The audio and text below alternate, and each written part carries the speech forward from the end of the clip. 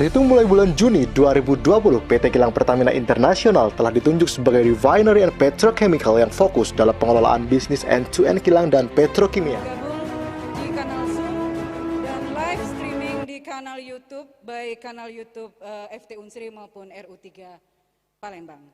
Dan mudah-mudahan hari ini semuanya senantiasa dikaruniakan kesehatan, keselamatan, dan kesuksesan lahir dan batin. Perkenalkan, saya Leli, dosen Fakultas Teknik Unsri, mohon izin untuk memandu rangkaian acara kita kali ini. Dan hari ini Jumat 17 September 2021, kita diberikan kesempatan lagi untuk hadir pada dua momen istimewa yang dipersembahkan Universitas Sriwijaya dan Fakultas Teknik, yaitu penandatanganan nota kesepahaman atau dokumen kerjasama antara Universitas Sriwijaya dan PT Kilang Pertamina International. Baik, demi mendapatkan berkah dan ridho dari Yang Maha Kuasa, marilah kita mulai seluruh rangkaian acara hari ini dengan bersama-sama membacakan basmalah. Bapak, Ibu, dan hadirin yang kami muliakan, selain bendera, bahasa, dan lambang negara, lagu kebangsaan Indonesia Raya adalah simbol negara yang sudah sepantasnya selalu kita banggakan. Nah, untuk memaknai setiap lirik dan pesan yang dalam, sekaligus membuktikan rasa nasionalisme kita, mari bersama kita menyanyikan lagu kebangsaan Indonesia Raya. Hadirin di kanal Zoom, kami mohon duduk dengan sikap sempurna, dan hadirin di ruangan ini dimohon berdiri. Lagu Indonesia Raya dimulai.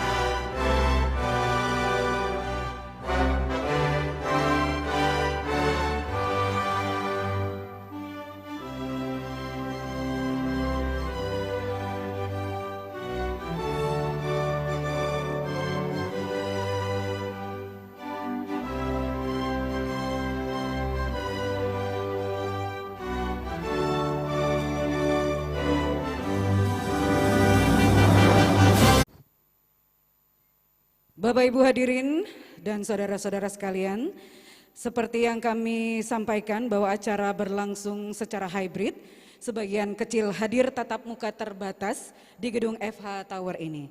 Dan tentunya dengan tetap terus menerapkan protokol kesehatan, kami memastikan tidak ada yang melepas masker selama berkegiatan di ruangan ini. Sebelumnya mohon izin, kami ingin menyapa dulu kepada Pak Rektor dan jajaran pimpinan Universitas Sriwijaya yang sudah hadir di hadapan saya, termasuk juga yang sudah hadir di kanal Zoom yang saat ini sudah terkoneksi ya, kita sama-sama terkoneksi.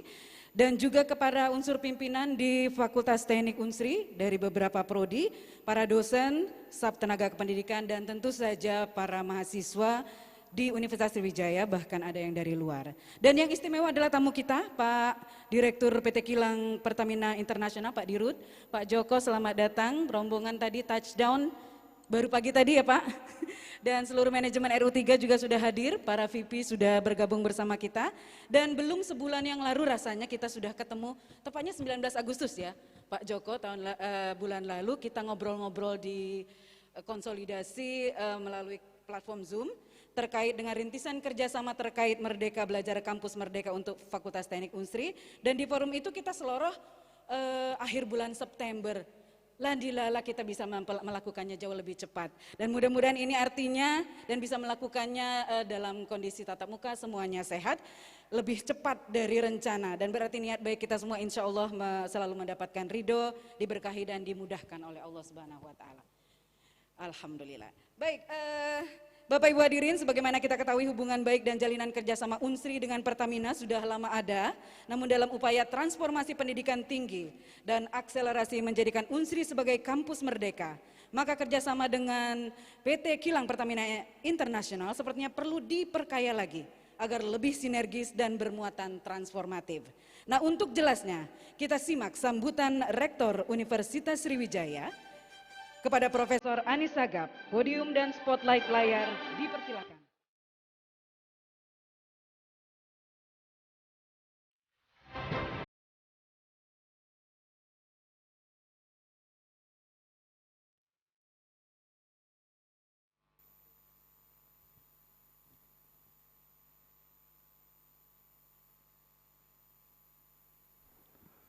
Bismillahirrahmanirrahim. Assalamualaikum warahmatullahi wabarakatuh. Bismillahirrahmanirrahim. Wassalatu wassalamu ala rasulillah wa ala alihi wa sahbihi wa mawala wa la hawla wa la quwata illa billahil aliyil azim. Allahumma salli ala sayyidina Muhammad wa ala ali sayyidina Muhammad. Amma ba'du. Yang kami hormati dan kita banggakan Bapak Direktur Utama PT Kilang Pertamina Internasional, Bapak Dr. Joko Priyono. Yang kami hormati Vice President Refinery Planning Optimization PT Kilang Pertamina Internasional, Bapak Nur Kodim. Vice President Production Planning and Monitoring, Ibu Darmariza.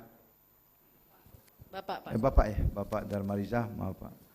Yang berikutnya adalah Vice President Human Capital PT Kilang Pertamina Indonesia, Ibu Karantina Marheni. Yang kami hormati, ini yang paling dekat dengan Unsri, Bapak JM PT Kilang Pertamina International Unit Pelaju, Bapak Muhammad Hasan Effendi. Dan yang berikutnya adalah General Manager PT Kilang International Unit Bolongan, Bapak Diantoro Arifian,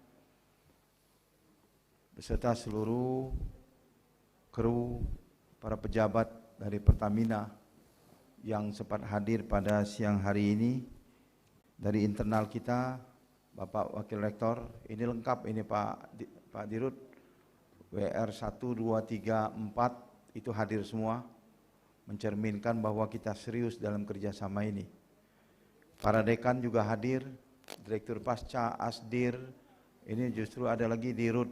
Kita punya Dirut juga Pak, Dirut BPU, Badan Pengelola Usaha, Prof. Zulkifli Dahlan juga hadir, artinya siap untuk memfasilitasi semua kerjasama kita. Dan seluruh dosen sebagian yang hadir pada hari ini dan adik-adik mahasiswa perwakilan yang sangat aktif, baik hadir di secara luring ini maupun hadir secara daring, yang nanti akan mengikuti kuliah umum yang disampaikan oleh Pak Dirut PT Kilang Pertamina Internasional. Saya selaku rektor, mohon maaf saya kelupaan tadi, media yang sempat hadir. Pak Dirut, terus terang saja, kami betul-betul merasa tersanjung Pak Dirut, karena kehadirannya itu memang full team. Ini menunjukkan bahwa Pertamina ini dengan pendidikan ini tidak main-main. Mereka betul-betul sangat memperhatikan Universitas Sriwijaya ini. Untuk itu kita berikan approach kepada seluruh jajaran Pertamina Internasional. Yang berikutnya, Pak Dirut, saya sampaikan bahwa Pertamina ini sebenarnya sudah sangat banyak ya membantu Universitas Sriwijaya. Mulai daripada anak-anak kita memfasilitasi untuk ada kegiatan mata kuliah yang wajib ke industri. Pertamina Kilang Pelaju adalah salah satu yang tanggap. Itulah sebabnya kenapa di jajaran Pertamina saat ini banyak alumni Universitas Sriwijaya.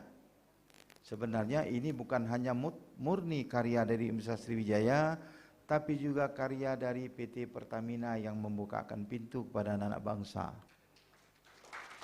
Luar biasa Pak. Dan kita pada saat saya WR3 dulu ingat betul bahwa wakil JM-nya itu, waktu wakil dirutnya itu Bu Karin ya, Karin. Nah, beliau pada saat itu memfasilitasi pembangunan gedung energi yang berada di Indalaya. Kita sayang tidak sempat ke sana. Yang sekarang digunakan riset oleh seluruh anak-anak kita. Yang kita kasih nama tetap nama Pertamina, namanya Geraha Pertamina. Yang ngasih nama itu dulu saya Pak, sama WR1. Supaya apa? Supaya kita tahu nanti anak cucu bahwa ada kepedulian Pertamina terhadap lembaga kita ini. Nah, saya selaku rektor mengucapkan banyak terima kasih Pak Dirut atas semua yang dilakukan saat ini. Nah, kita sudah kerjasama juga beberapa kali tanda tangan. Dan pada hari ini kita akan menandatangani lanjutan daripada kerjasama kita yang mengikuti era pada saat ini. Eranya Presiden Jokowi di mana semua pintu dibuka, Pak Dirut. Yang paling utama itu Presiden menuntut kita melalui Menteri Pendidikan dan Kebudayaan, Riset dan Teknologi pada saat ini yang namanya Merdeka Belajar Kampus Merdeka. Ini sesuatu yang bagi kita banyak yang terkaget-kaget. Akan tetapi kalau kita lihat dunia luar, saya kebetulan tamatan Amerika S2 dan S3-nya di Malaysia, mereka sudah lama melakukan ini. Artinya Pak Presiden sangat tanggap untuk hal ini supaya ujungnya nanti adalah semua apa yang kita punya di Republik ini diurus oleh anak bangsa kita. Kita perguruan tinggi mempunyai para ahli, para analis, kemudian para researcher yang begitu handal. Tapi tidak setara dengan apa yang dimiliki oleh Pertamina. Berbeda Pak. Pertamina memiliki penguasaan lapangan, ilmu-ilmu lapangan yang tidak ada di dalam tempat kami. Fasilitas-fasilitas lapangan yang tidak juga bisa mungkin kami miliki. Oleh karena itu, dalam era Pak Jokowi ini, kita diminta untuk bergabung Pak. Salah satu kebijakan daripada Mendikbud saat ini adalah Merdeka Belajar. Anak-anak tidak boleh dikungkung di kampus. Mereka harus diberikan minimal 30% untuk berkreasi keluar. Kemudian diminta juga dosen-dosen itu ikut keluar saat ini dengan permen yang baru. Nanti ada penilaian dosen yang tidak keluar akan dikaitkan dengan serdos Pak. Jadi betul-betul pemerintah serius saat ini. Semuanya dosen harus ikut keluar mendampingi anak-anak. Nah, dosen ini juga di samping mendampingi anak-anak juga bisa digunakan oleh instansi kita pemerintah di luar kampus. Nah, ini luar biasa Pak. Jadi menggabungkan antara ilmu teori yang kita belajar selama ini dengan ilmu praktek, maka itu disebut dengan blended learning. Jadi belajar bersama-sama. Yang ketiga, Pak Menteri juga meminta semua perguruan tinggi, rektor sebagai pimpinan perguruan tinggi untuk memfasilitasi semua praktisi itu masuk kampus. Jadi dosen-dosen kita itu diminta juga dari praktisi, sudah lama itu. Sudah dari bersama saya rektor itu digaungkan. Ya, para praktisi yang ahli bidangnya tidak lihat harus profesor dulu, tidak lihat harus doktor dulu. Ya, karena sudah dibuka oleh zaman Pak Nuh itu 4 bidang. Kita pendidikan ini, yang formal yang sampai ke doktor itu, ada yang tidak perlu dia doktor, tapi dia menguasai lapangan itu boleh diangkat jadi dosen. Termasuk Bapak Ibu sekalian, apalagi Pak Dirut ya. Pak Dirut ini sudah sempurna betul ini. Jabatan sudah sempurna, pengalaman banyak, sudah doktor, barangkali Pak Dirut, selanjutnya Pak Dirut sudah harus matang pancang di perguruan tinggi. Supaya ilmu Bapak miliki itu bisa bermanfaat bagi anak-anak di perguruan tinggi. Nah, saya selaku rektor hari ini mendaftarkan Pak Dirut untuk jadi salah satu dosen di kita. Mudah-mudahan Pak Dirut nanti di sambutannya direspon ya. Karena apa? Kita perlu dosen Pak. Dosen seperti Bapak-Bapak Ibu sekalian ini kita perlukan. Kalau soal teori banyak kita punya. Tapi pengalaman di lapangan untuk anak-anak itu yang sangat kita perlukan. Dan mudah-mudahan nanti ini juga menjadi amal Bapak Ibu sekalian. Nah, selanjutnya Bapak Ibu sekalian, di dalam pekerjaan nanti kerjasama ini Pak Dirut dan para GM dan Vice Presiden, kita tidak ingin hanya nanda tangan di atas kertas. Tidak, kita juga ingin tangan ke bawah selalu meminta ke Pertamina. Kita ingin kita bersama-sama Pak. Semua pekerjaan nanti yang diberikan oleh Pertamina kepada Unsri, ya riset, ya bimbingan anak-anak, dan juga untuk kajian-kajian yang ada di industri, saya ingin ada peningkatan nilai SDM di Pertamina. Yang master itu bisa jadi doktor, Pak. Saya sudah bilang sama WR4 nanti setelah ini supaya dibincang dengan dekan teknik, supaya kita ada lagi program yang namanya membawa seluruh staf Bapak itu ke program doktor. Kalau master saya kira sudah semua ke doktor itu sekarang tidak seperti dulu, Bu. Kalau dulu kan harus nunut kemana profesor bawa kantasnya, sekarang nggak lagi. Sekarang itu di mana Bapak Ibu bekerja, kasih tahu permasalahannya, dianalisa bersama profesor, dan itu layak untuk jadi disertasi, ya jalan, Pak. Dan waktunya singkat, Pak. Waktunya hanya 2,5 tahun, 3 tahun lah paling lambat selesai. Kemudian perkuliahannya hanya 1 semester, Pak. Sisanya bersama profesor membahas tentang kajian yang diajukan disertasi. Kenapa ini dilakukan? Supaya disertasi itu Pak Jokowi kemarin 2 hari yang lalu lagi beliau menyindir para rektor. Riset itu sudah jumlahnya itu puluhan triliun. 1 tahun itu 26 triliun, Pak. Beliau nanya mana hasilnya? Itu beliau tanyakan. Semua kami terdiam. Nanti itu didokumentasikan saja katanya, tidak dipakai. Nah, oleh karena itu dalam kita kerjasama ini insya Allah nanti disertasi yang didapat dari seluruh kru Pertamina yang ambil doktor itu akan dimanfaatkan, diimplementasikan menjadi bagian daripada prestasinya Pertamina. Kita sudah ada Pak Ibu sekalian, Pak Dirut kerjasama dengan Balai Sungai, Pak, BBWS 8 ya. Mereka membantu embung melalui beliau, sebenarnya ada Pak Menteri ya, Menteri PUPR, membantu embung yang terbesar di Indonesia, Pak, di Universitas Sriwijaya. Sekarang sudah tahap akhir. Itu 11 orang yang didaftarkan, 2 untuk doktor, Pak. Ya, 13, 11-nya master. Dan 11 master, 9 sudah tamat. Embungnya belum sudah, mereka sudah tamat. Dan masa studi mereka itu 1,5 tahun, paling lama 2 tahun. Kenapa? Karena memang udah paham. Jadi profesor mengajarkan itu sudah nyambung semua. Nah, ini saya harapkan nanti insya Allah dengan MOU ini Pak Dirut, kita akan semakin erat lagi, semakin akrab lagi, dan insya Allah Bapak dan baik di level regional Sumbaksel maupun di secara nasional nanti memerlukan SDM kita, Pak, silakan dipakai. Karena memang itu pesan dari Pak Menteri. Semuanya harus keluar, membantu di luar dan juga bekerja di dalam tetap. Apalagi sekarang masanya pakai menggunakan daring ya. Daring ini kalau Pak Menteri walaupun sudah habis nanti pandemi Covid, maka beliau tetap ingin daring dipakai untuk hanya urusan penjelasan secara teoretikal. Kalau memang harus praktek, harus kopi darat, nah itu baru kita lakukan dengan aturan-aturan yang ditentukan oleh kementerian.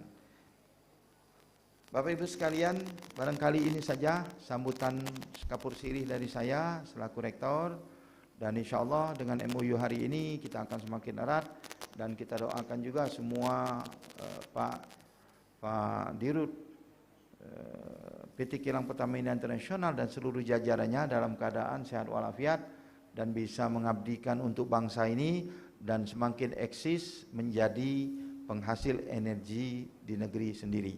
Barangkali ini saja, terima kasih. Wassalamualaikum warahmatullahi wabarakatuh. Juga tahu siapa saja yang hadir bersama Pak Dirut PT KPI hari ini. Untuk yang pertama kami mohon berdiri Pak Nur Kodim, Vice President Refinery Planning Optimization PT Kilang Pertamina Internasional. Terima kasih Pak Nur Kodim sudah hadir, dan perlu kami informasikan Pak Nur Kodim ini yang awal muasalnya membuat kita terkoneksi ke Pak Dirut. Jadi bantuannya luar biasa, awalnya bicara-bicara dengan teknik kimia, dibantu Pak Saiful, kemudian sekarang jadilah seperti ini, mudah-mudahan terus-terusan. Terima kasih Pak Nur Kodim. Kemudian yang selanjutnya adalah Pak Dharma Riza, mohon berdiri, dan kamera spotlight mohon supaya di zoom juga melihat, Vice President Production Planning and Monitoring PT KPI. Selanjutnya yang paling cantik dalam rombongan, Ibu Karantina Marhaini, Bu Eni, Vice President Human Capital PT Kilang Pertamina Internasional. Itu mahasiswa sudah ngomongin magang, kalau lihat Bu Eni udah pikirannya ke situ. Terima kasih Bu Eni, selamat datang kembali ke Palembang. Kemudian yang punyanya Palembang, Pak Muhammad Hasan Effendi, General Manager PT Kilang Pertamina Internasional Unit Pelaju.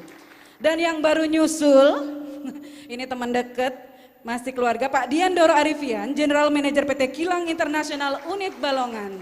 Selamat datang kembali karena istrinya sudah di Palembang dari beberapa bulan yang lalu. Baik, dan tanpa berlama-lama lagi kita akan langsung dengarkan sambutan dari Pak Direktur PT Kilang Pertamina Internasional. Untuk itu kepada Bapak Joko Priyono, podium dan spotlight layar dipersilakan.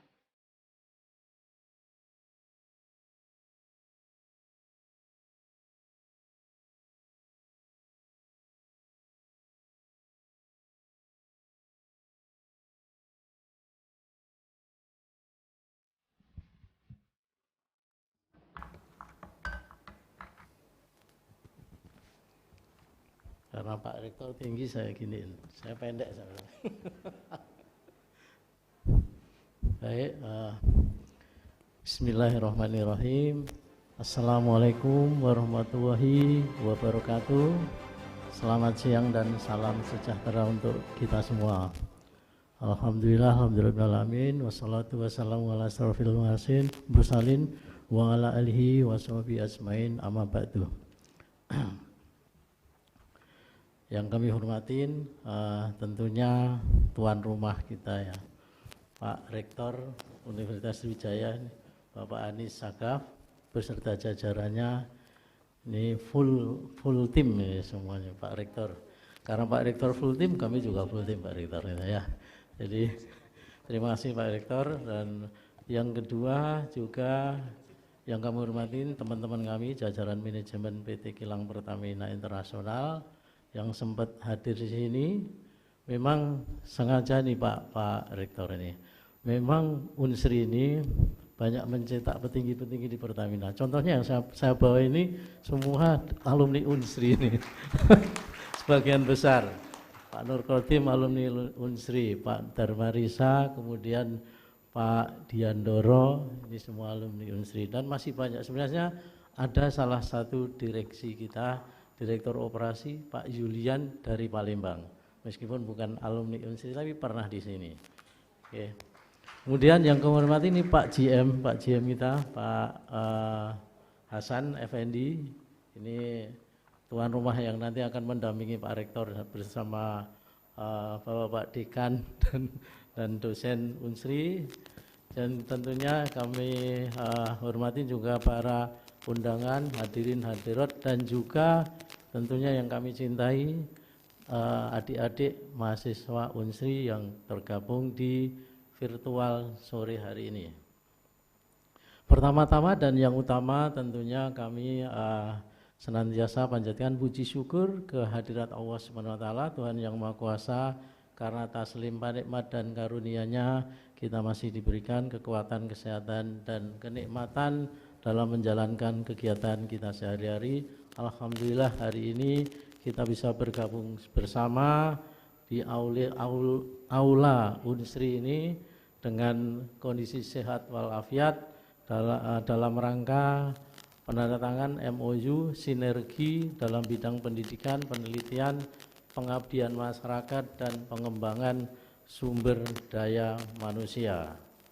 Jadi kalau kami Pak Rektor diundang para bapak-bapak dosen ini, kami prioritaskan Pak. Karena saya menyadari kepada teman-teman semua, kalau kita enggak prioritaskan, kita berdosa sama para dosen kita. Kami bisa berdiri di sini ini, bisa menjadi orang, istilah menjadi pejabat adalah berkat didikan bapak-bapak dosen kita. Itu harus kita akui semuanya. Tanpa bimbingan para bapak-bapak dosen kita, kita tidak akan bisa berdiri seperti sekarang ini. Itu Pak Rektor. Oleh karena itu kami prioritaskan Pak Rektor dalam kesibukan kita, kami prioritaskan untuk hadir di sini.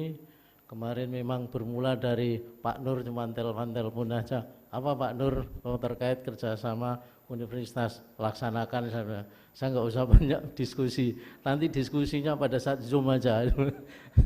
Ya, akhirnya dilaksanakan pada saat itu kita bisa Zoom. Memang kita dari perguruan tinggi dengan perusahaan itu harus ada link and match selalu kan. Karena kita sendiri kalau kita tidak nyambung dengan para perguruan tinggi, teorinya ketinggalan nanti. Udah jelas jauh teorinya. Tapi demikian juga dari perguruan tinggi, nanti kalau nggak nyambung dengan implementasi di lapangan, teorinya di awang-awangan gitu ya, kalau nggak salah. Jadi harus nyambung Pak, supaya saling mengisi untuk melakukan improvement ya, improvement kondisi juga operasional, kondisi bisnis dan sebagainya. Karena hari demi hari kita harus selalu melakukan improvement, karena teknologi selalu berkembang dari waktu ke waktu. Nah itu yang kami harapkan, dan ini adalah hal yang pas ya, kerjasama ini, dan ini baru pertama kali ini yang untuk program MKBN ya, ini yang dirintis oleh Unsri. Jadi universitas lain belum menghubungi Pak Rektor. Terima kasih. Dan kami tentunya kami juga membuka peluang untuk universitas yang lain ya, untuk sama-sama. Kebetulan kami ini mempunyai 6 kilang, ditugaskan oleh Pertamina mengelola 6 unit pengolahan dari kilang RU2 Dume, RU3 Pelaju, RU4 Cilacap, RU5 Balikpapan, RU6 Balongan, dan satu lagi RU7 Kasim. Nah Pak Rektor, jangan hanya di Unsri saja Pak, jangan hanya di Pelaju aja Pak Rektor. Monggo Pak Rektor, di 6 kilang silahkan. Nah, karena teknologi kilang masing-masing unit berbeda ya, berbeda-beda. Ada yang penghasil solar banyak, hydrocracker, silahkan ke Balikpapan ataupun ke Dume. Di sana juga ada turunannya lagi, coke ya, penghasil green coke. Kemudian RFCC di Balongan dan di Cilacap yang terbaru, yang canggih, dan sebentar lagi akan dibangun lagi di Balikpapan yang lebih besar lagi dan canggih. Jadi yang tidak ada di sini silahkan nanti Pak Rektor, para anak didik ya, para adik-adik mahasiswa silahkan untuk ke RU lain. Kami tidak batasi hanya di RU3. Namun kalau pengennya ketemu bapak ibunya terus ya, beliau juga alumni Unsri. Nah, banyak Pak alumni Unsri ada di kita. Bahkan mencapai puncak Pak Krisna Damayanto, itu direktur pengolahan. SVP dulu juga Pak Suhemi, Pak Rio ya, si Hombing. Udah banyak Pak. Jadi Unsri banyak mencetak orang-orang penting di Pertamina, khususnya di pengolahan ya. Karena memang juga kebetulan dekat ya, Unsri ini jadi sungguh strategis ya Universitas Unsri ini, karena mendekati 1 kilang minyak, kedua adalah pupuk ya, Pusri juga pupuk yang besar juga di kalangan pupuk. Jadi makanya pantas mencetak petinggi-petinggi di seluruh perusahaan migas dan pupuk ya. Nah itu Pak Rektor, dan kami terima kasih kepada segenap panitia dan tentunya khususnya dari Unsri ya, Pak Rektor dan jajarannya telah memberikan kesempatan kepada kami. Terus terang aja kalau kami ke Palembang ini pulang kampung Pak Rektor, karena kami pernah kerja di sini juga selama 3 tahun. Terakhir saya juga GM RU3 seperti Pak Hasan. Tapi dulu belum ketemu Pak Rektor. Pak Rektor kuliah di Amerika jadi nggak ketemu gitu. Ini baru sekarang ketemu. Nggak apa-apa. Namanya kesempatan ketemunya sekarang ya, kita tindak lanjut ya Pak Rektor ya. Jadi kembali kepada kilang tadi Bapak Ibu semua, kami sampaikan bahwa per 1 September kemarin jadi PT KPI ini selaku subholding dari Pertamina ini ditugaskan untuk mengelola bisnis secara end to end, khususnya untuk kilang dan petrokimia. Jadi nanti kalau adik-adik dan para dosen ingin ke petrokimia pun juga boleh Pak. Kami juga punya kilang TPPI di sana. Di sana ada TPPI, ada Politama dan juga PT PON. Ini juga bisa digunakan untuk belajar ke sana ya, untuk magang tadi. Tentunya keberadaan kilang ini sangat memegang peranan penting dalam mewujudkan ketahanan dan kemandirian energi untuk Indonesia, yaitu melalui penyediaan produk olahan minyak dan gas untuk masyarakat. Ini kan tugas berat kita bersama, jadi tidak hanya Pertamina, tentunya nanti harus mendapatkan support dari Bapak-bapak dari perguruan tinggi, karena kita pun dalam mengembangkan kilang untuk supaya bisa menjadikan kita mandiri dalam penyediaan energi di Indonesia ini, saya perlu dukungan dari teman-teman Bapak-bapak perguruan tinggi. Contohnya kita sudah di dalam pengelolaan proyek ini juga kita melibatkan beberapa perguruan tinggi ya untuk melakukan kajian-kajian. Ada yang kajian transportasi, ada kajian untuk lahan dan sebagainya ya, sebelum proyek ini dibangun. Oleh karena itu kita kerjasama ini tidak hanya kerjasama untuk yang menyangkut untuk yang magang saja, mungkin nanti bisa diperluas untuk yang lainnya. Dan hari ini tentunya ini menjadi hari yang penting buat Pertamina dan juga Unsri dalam penandatangan ini. Ini adalah awal dari kebaikan. Ini dipilih betul memang hari Jumat barokah ya, memang supaya nanti kedepannya lebih berkah Pak Rektor. Pak Rektor ini memang mencari waktunya tepat sekali ya. Jadi mudah-mudahan dengan kita mulai Jumat barokah ini tentunya kedepannya akan menjadi barokah untuk kita semua, baik itu untuk Unsri maupun untuk Pertamina, dan pada umumnya nanti tentunya untuk negara kita yang kita cintai ini. Mungkin itu sementara dari kami Pak Rektor dan Bapak Ibu semua dan juga adik-adik para mahasiswa. Kami tak lupa mengucapkan juga selamat serta semoga melalui kerjasama ini nantinya dapat memberikan benefit kepada kedua belah pihak. Tadi sama baik untuk Pertamina KPI, Unsri maupun Pertamina Corporate dan Bangsa Indonesia. Kami akhiri, wabillahi taufiq wal hidayah. Wassalamualaikum warahmatullahi wabarakatuh. Mohon Pak Joko tetap di tempat. Ya. Terima kasih. Dan untuk berikutnya kami akan mengundang Pak Rektor Universitas Sriwijaya untuk maju ke panggung, bergabung dan menuju ke meja yang telah tersedia di hadapan. Karena sesaat lagi kita akan menyaksikan momentum penandatanganan dokumen kerjasama atau nota kesepahaman antara PT Kilang Pertamina Internasional dan Universitas Sriwijaya tentang sinergi dalam pendidikan, penelitian, pengabdian kepada masyarakat dan pengembangan sumber daya. Ya, masing-masing dokumen telah digodok, diperiksa dan disetujui dari divisi tiap-tiap lembaga yang berwenang, dan hari ini di hadapan kita sudah siap ditandatangani, baik ditandatangani langsung oleh Pak Direktur PT KPI dan jajaran yang mendampingi. Kami mohon berkenan untuk ikut serta mendampingi, dan mohon kamera segera mendekat untuk zoom prosesi penandatanganan ini. Baik, kita segera mulai dokumen yang pertama dengan mengucapkan Bismillahirrahmanirrahim. Dokumen kerjasama ini ditandatangani.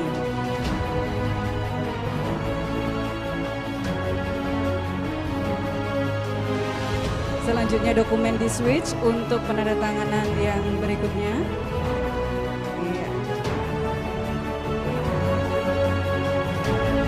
Kita beri tepuk tangan yang gemuruh untuk memberikan kesempatan momentum yang berbahagia ini.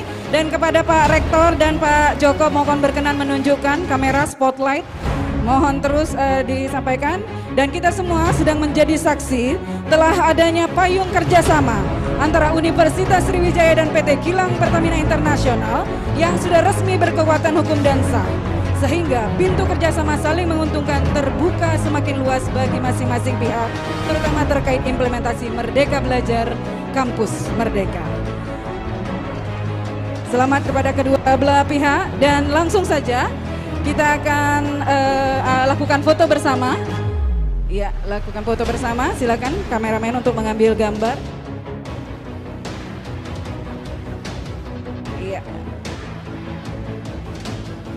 Pak Rektor didampingi seluruh wakil rektor dan juga dekan Fakultas Teknik, kemudian Pak Dirut sudah didampingi, GM dan para Vice President.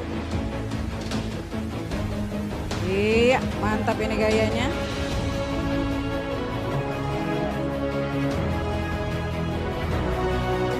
Luar biasa. Kami mohon Bapak-Bapak berkenan kembali ke tempat, tapi Pak Rektor dan Pak Joko mohon masih tetap di tempat, karena kita akan ada sesi tukar menukar cindera mata. Iya. Oke.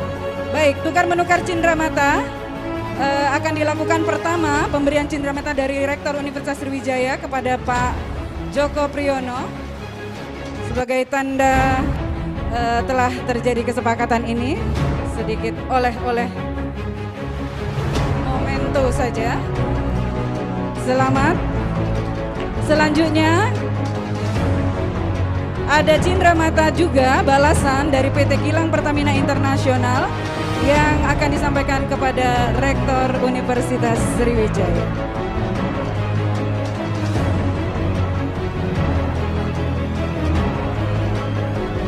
Baik, kita beri tepuk tangan yang meriah juga dan ya, terima kasih. Dengan demikian berakhir sudah prosesi penandatanganan MOU dan pemberian cindera mata.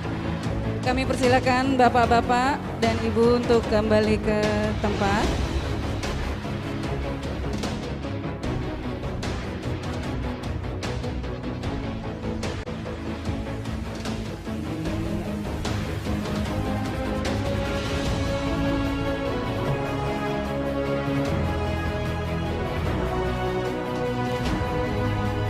Baik Bapak Ibu, kita akan memasuki bridging ke acara berikutnya. Namun sebelumnya, sebelum kita memasuki sesi kuliah umum, kita akan melakukan pembacaan doa. Dan doa akan dipimpin oleh Bapak Enggal Nurisman dari Fakultas Teknik. Kepada Pak Enggal, dipersilahkan.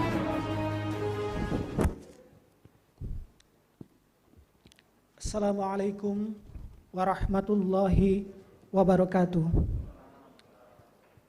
Salam sejahtera untuk kita semua. Bapak Ibu hadirin yang terhormat, marilah kita berdoa dengan penuh kekhusyuan dan keikhlasan. Semoga Allah Subhanahu wa taala mengabulkan doa dan permohonan yang kita sampaikan.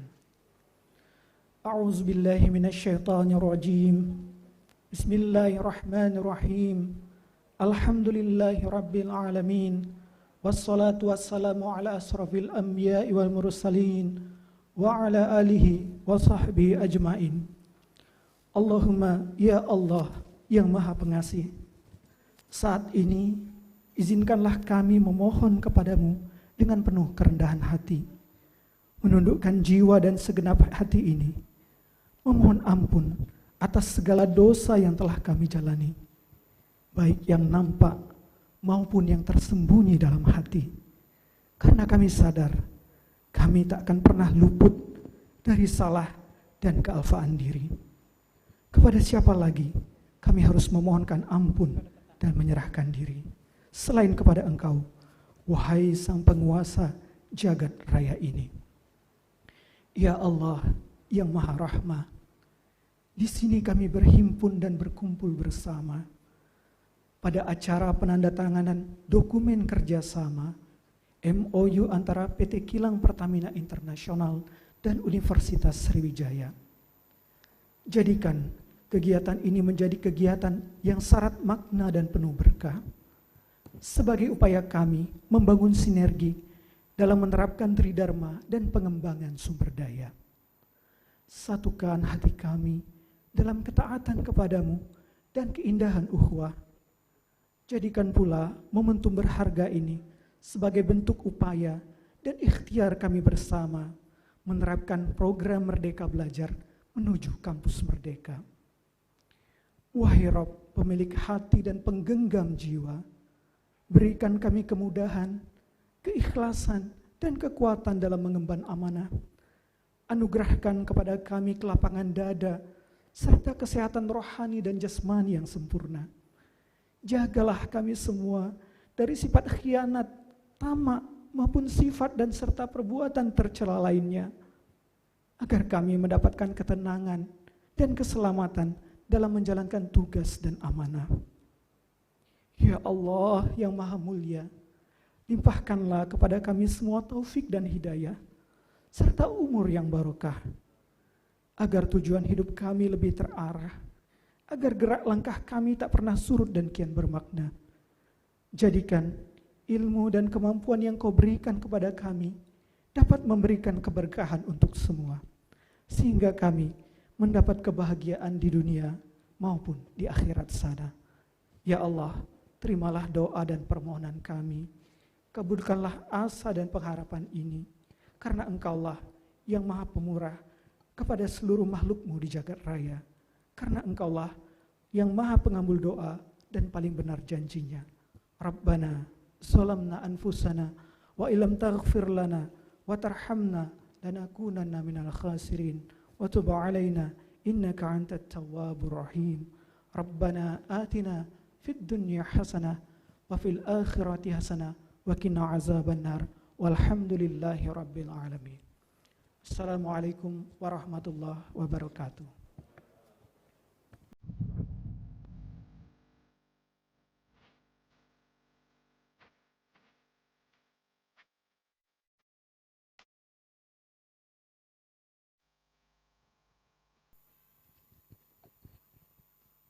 Baik, kita tunggu, sebentar lagi akan dilakukan pemutaran video yang dibuat oleh FT Core Team untuk kita saksikan bersama sebelum kita memasuki acara berikutnya.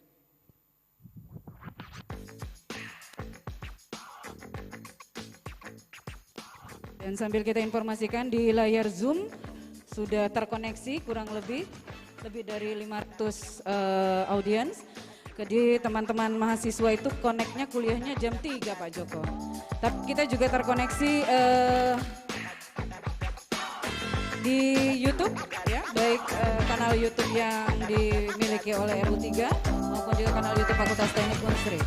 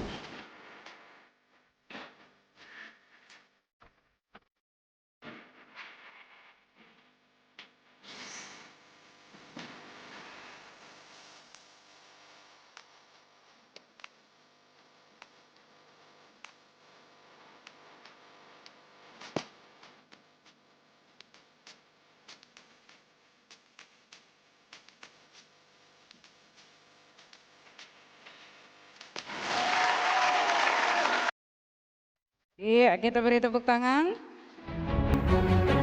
Baik, Bapak Ibu hadirin dan teman-teman yang juga mengakses kegiatan ini dari live di Zoom Fakultas Teknik Unsri dan juga dari YouTube. Sebelum kita lanjut ke sesi berikutnya, saya mau lempar pantun lagi. Tadi pantunnya agak laku sedikit. Pantunnya begini, pergi ke kota naik kereta sampai di sana tinggal sendiri. Pak Dirut dan rombongan datang dari Jakarta untuk kasih kuliah mahasiswa Unsri. Ya, mancing ikan di Sungai Musi sebelum dimakan enak dipanggang. MOU sudah ditandatangani, jadi kapan ini mahasiswa boleh magang?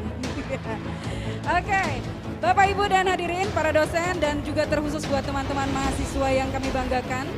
Kita tahu persis Pertamina dari dulu kita kenal sebagai BUMN besar yang bertugas mengelola penambangan minyak dan gas bumi di Indonesia. Dan Pertamina pun terus bertransformasi, bahkan sekarang kita kenal sebagai BUMN yang menjalankan bisnis energi yang terintegrasi dari hulu hingga hilir termasuk pengembangan energi terbarukan untuk masa depan. Nah, untuk tahu lebih banyak soal itu, apalagi yang sudah mengincar berkarir di Pertamina, pengen praktek kerja atau magang, ini kesempatan bagus dimanfaatkan bagi mahasiswa terutama.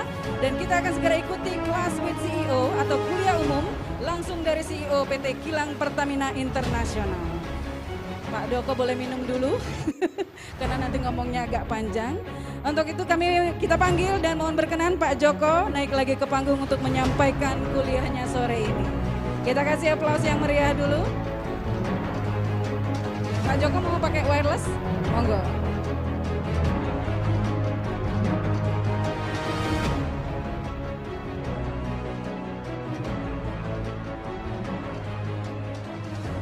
Mohon izin Pak Rektor dan Bapak Dekan serta dosen.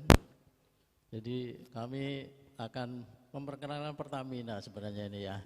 Jadi nggak apa-apa, tak kenal tak sayang. Mudah-mudahan setelah ini Bapak dan adik-adik mahasiswa tahu tentang kegiatan dari PT Kilang Pertamina Internasional dan bagaimana nanti tantangannya PT KP ini dalam rangka kemandirian energi untuk bangsa kita. Oke, lanjut. Mateo di sini kan ya.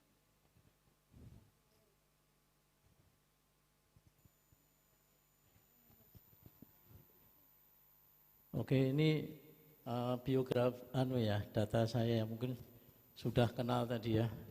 Memang salah satunya saya pernah di sini Pak Rektor memang. Tadi sesuai pantun tadi apa tadi? Lupa saya. Pasti balik. Akan kembali lagi ke sini. Nah, betul, Pak. Hari ini kita kembali lagi ke sini. Rasanya kalau sudah minum air Sungai Musi itu kayaknya pengen minum lagi ya. Ya. Oke, baik kita lanjut aja. Next Pak. Siapa? Yang ini Asrat Pak Fauzan. Pak Fauzan. Ini pertama saya akan memperkenalkan dulu tentang PT Kilang Pertamina Internasional. Kecil sekali Pak Fauzan ya, nggak bisa baca saya.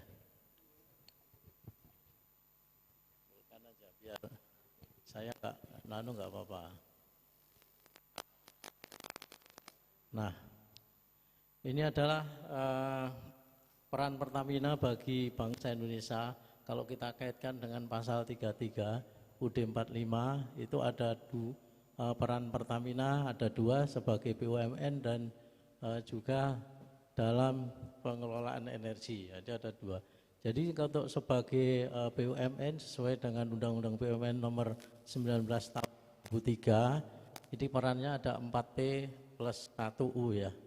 Ya terkait dengan di perekonomian ini tentunya Pertamina harus memberikan sumbangan bagi perkembangan perekonomian nasional pada umumnya dan penerimaan negara pada khususnya. Tentunya kalau ada slogan itu ya Pertamina untung bangsa untung pas rasanya ya. Jadi memang harus seperti itu. Tentunya juga harus mengejar profit, P yang kedua mengejar profit. Kemudian yang P yang ketiga yaitu menyelenggarakan manfaatan umum berupa penyediaan barang dan jasa yang bermutu tinggi ini dan memadai bagi hajat hidup orang banyak. Ini contohnya adalah PSO ini Public Service Obligation, ini menyiapkan BBM termasuk BBM satu harga di seluruh Indonesia ya. Di pelosok negeri manapun harganya sama. Meskipun itu harus melalui perjuangan untuk menyampaikannya sampai sana. Contohnya sampai di mana di Papua dulu sebelum BBM satu harga bisa harga 1 BBM 1 liternya 50 ribuan ya. Tapi sekarang alhamdulillah semua bisa menikmati BBM satu harga sampai pelosok negeri di Indonesia. Kemudian juga Pertamina sebagai pionir ini menjadi perintis kegiatan usaha yang belum dapat dilaksanakan oleh sektor swasta dan koperasi. Pertamina berada di seluruh pelosok negeri, tentunya pasti di situ akan menjadi perintis kegiatan ekonomi. Jadi di mana ada Pertamina, saya yakin dampak sosial ekonominya terhadap masyarakat akan terlihat di situ ya. Dan ini di beberapa unit-unit tidak hanya di kilang, di pemasaran dan juga di eksplorasi dan produksi. Sehingga tentunya P yang keempat ini cukup diemban cukup besar oleh Pertamina. Kemudian yang terakhir yaitu terkait dengan U, ini adalah UMKM. Ini tentunya Pertamina turut aktif memberikan bimbingan dan bantuan kepada pengusaha golongan ekonomi lemah, koperasi dan masyarakat. Jadi Pertamina punya program CSR, pemberdayaan masyarakat, dan juga Pertamina punya program untuk kemitraan ya, kemitraan dan juga pemberdayaan masyarakat. Nah sekarang pun juga sedang program ada Pertasop, sehingga BBM bisa sampai pelosok-pelosok negeri ya, dengan harga yang sama. Oke, kemudian untuk tugas yang tujuan pengelolaan energi ini sesuai Undang-Undang Energi Nomor 30 tahun 2007, ini ada 4 A dan 1 S ini tugasnya. Yang pertama adalah A, availability, jadi Pertamina harus menjamin ketersediaan energi dalam negeri, baik dari sumber energi di dalam negeri maupun di luar negeri. Jadi Pertamina tugasan harus bisa menjamin ketersediaan energi di dalam negeri negara Indonesia ini. Kemudian juga A yang kedua adalah accessibility, artinya Pertamina membangun infrastruktur energi untuk di daerah yang belum berkembang sehingga dapat mengurangi disparitas antar daerah yang tadi yang BBM 1 harga ya. Ini accessibility. Jadi produk harus gampang diperoleh ya. Kalau susah diperoleh jadi harganya mahal, maka yang tugas yang A yang kedua inilah. Kemudian A yang ketiga adalah affordability. Ini tercapainya peningkatan akses masyarakat yang tidak mampu dan atau yang tinggal di daerah terpencil terhadap kebutuhan energi tersebut. Kemudian juga A yang keempat adalah accessibility, ini terjaganya kelestarian fungsi lingkungan hidup. Jadi harus tetap memperhatikan lingkungan hidup, artinya usahanya harus ramah lingkungan. Kemudian yang terakhir adalah sustainability, jadi harus menjamin pengelolaan sumber daya energi secara optimal, terpadu, dan terus berkelanjutan. Nah ini tadi mohon supportnya kepada para dosen, baik ini di Unsri ini maupun nanti adik-adik, tentunya adik-adik mahasiswa yang nanti akan menjadi generasi penerus para Pertamina. Termasuk kami ini ya, dari Pertamina, tim yang akan di sini tidak mungkin selamanya dari Pertamina. Jadi adik-adik mahasiswa terus semangat belajar, insya Allah nanti bisa menggantikan kami-kami yang ada di sini ini ya. Nah, itu yang kami harapkan, tentunya menggantinya harus dengan nanti lebih baik lagi. Oleh karena itu terus belajar dan belajar agar supaya nanti bisa memajukan perusahaan minyak yang terkemuka di Indonesia ini yang menjadi tugas dari negara, tugas kita bersama untuk menjamin kemandirian energi di Indonesia. Next. Oh, Jan.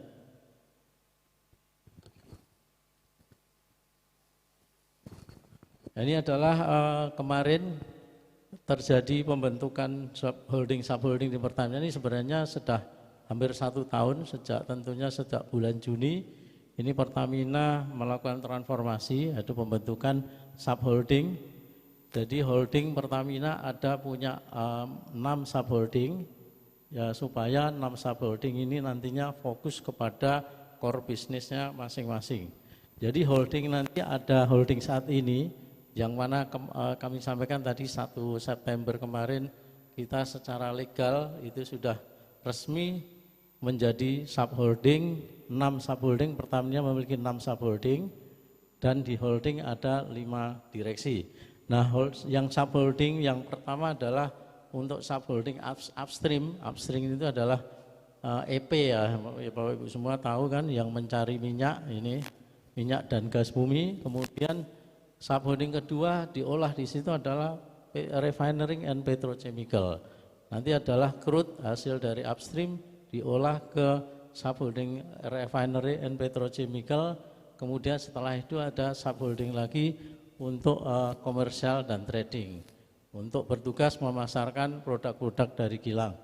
Kemudian di satu lagi ini ada subholding baru terkait dengan power dan non-renewable energy, bahwa ke depan itu tentunya kita menginginkan energi-energi yang ramah lingkungan. Nah, disinilah mulai Pertamina membentuk subholding baru yang akan mengelola energi-energi yang ramah lingkungan. seperti ya panas bumi, kemudian ada PLTS, nanti ada baterai dan sebagainya. Kemudian gas, kita subholding gas ada di situ khusus mengelola untuk bisnis gas, dan yang terakhir adalah shipping, ini adalah urusan perkapalan, jadi ngangkut BBM, bahan maupun crude dari luar, dari dalam masuk ke kilang, dan juga mengangkut produk-produk kilang untuk di domestik maupun dipasarkan di luar negeri. Nah, kemudian ini ada aspirasi Pertamina nanti. Pertamina mempunyai aspirasi di tahun 2024 nanti. Jadi menjadi perusahaan global energi terdepan, tentunya dengan valuasi nilai pasar adalah 100 miliar US dollar. Nah, ini aspirasi cita-cita yang harus kita capai bersama dengan holding dan subholding untuk bersinergi menjadi satu, untuk menjadi perusahaan global energi terdepan dengan nilai 100 billion tadi. Nah, tentunya ini nanti akan memberikan keamanan energi bagi Indonesia dan juga memimpin transisi energi Indonesia, dan juga satu desa, satu wilayah BBM, satu harga, dan menjadi penggerak pengembangan sosial di negeri kita ini. Nah, ini untuk mencapai aspirasi tersebut tentunya harus ada pondasi-pondasi yang harus kita tanamkan di situ, yaitu organisasi, SDM, dan juga culture, budaya kita, kemudian juga penyelesaian proyek-proyek dengan hasil yang terbaik. Karena saat ini terus dikembangkan proyek-proyek untuk supaya kemandirian energi dan juga untuk mencapai aspirasi yang 100 billion tadi. Kemudian yang berikutnya adalah terkait dengan penerapan teknologi dan digitalisasi. Jadi kita harus menerapkan teknologi terbaru dan juga harus melakukan digitalisasi untuk tentunya dalam rangka efisiensi dan kemudahan operasional dan monitoring seluruh kegiatan yang ada di bisnis, baik itu di lingkungan holding maupun subholding. Kemudian juga kita menjalankan structure dan merger atau akuisisi. Jadi tentunya untuk mencapai value yang besar tersebut, kita untuk membiayai sendiri juga tidak mungkin mampu. Oleh karena itu kita mencari partner-partner strategik untuk dalam rangka pengembangan kilang maupun pengembangan di subholding yang lain. Kemudian yang terakhir adalah tentunya untuk optimalisasi untuk portfolio perusahaan, untuk anak-anak perusahaan. Nah, ini yang aspirasi di tahun 2024. Lanjut Pak Fauzan. Ini bagaimana terkait dengan subholding refinery and petrochemical. Jadi PT KPI ini ditunjuk sebagai vehikelnya untuk subholding refinery and petrochemical. Ini adalah kalau kepemilikan sahamnya 99,9% adalah Pertamina.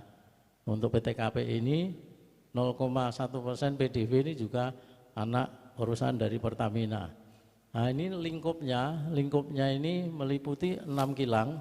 Tadi refinery unit 2, 3, 4, 5, 6, dan 7. Kemudian kita juga punya PT Kilang Pertamina Balikpapan yang saat ini sedang menjalankan proyek RDMP RU5, nanti menaikkan kapasitas RU5 Balikpapan dari 260 menjadi 360 ribu barrel per hari.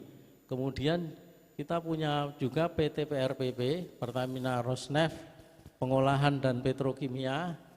Ini kerjasama dengan Rosneft Rusia. Ini nanti kapasitasnya 300 ribu barrel, tapi integrated dengan petrochemical ya. Nanti selain menghasilkan BBM juga menghasilkan produk-produk petrokimia, yaitu polipropilen dan polietilen. Nah, ini adalah kilang yang terintegrasi menjadi satu dengan petrokimia. Kemudian tadi kami sampaikan juga kita juga mengelola PT TPI Tuban Petro, ini bawahnya adalah TPPI dan juga ada Politama di Balongan. TPPI ini ada di Tuban. Ini adalah pabrik petrochemical yang ada di saat ini.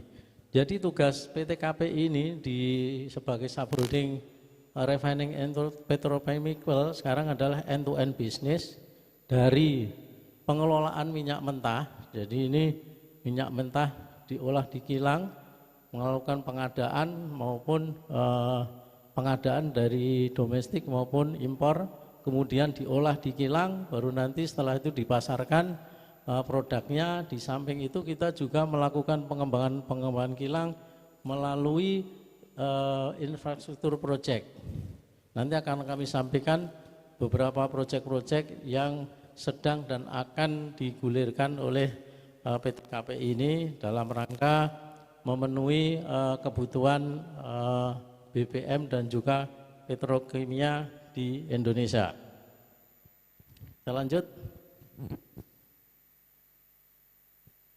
Nah, ini adalah profil dari kilang, 6 kilang. Ini adalah karakteristik masing-masing kilang dan kapasitasnya. Jadi adik-adik mahasiswa dan juga bapak dosen silahkan memilih nanti kalau mau magang dari 6 kilang ini. Di Dume juga boleh, kalau pengen ke Dume ya, kalau di yang dekat di RU3, di Cilacap, di Balongan silahkan. Masing-masing mempunyai desain kapasitas yang berbeda dan juga teknologi proses yang berbeda. Dan juga tentunya jenis-jenis peralatan yang juga berbeda, meskipun namanya sama, kompresor, mungkin nanti dengan teknologi dan juga kapasitas yang berbeda.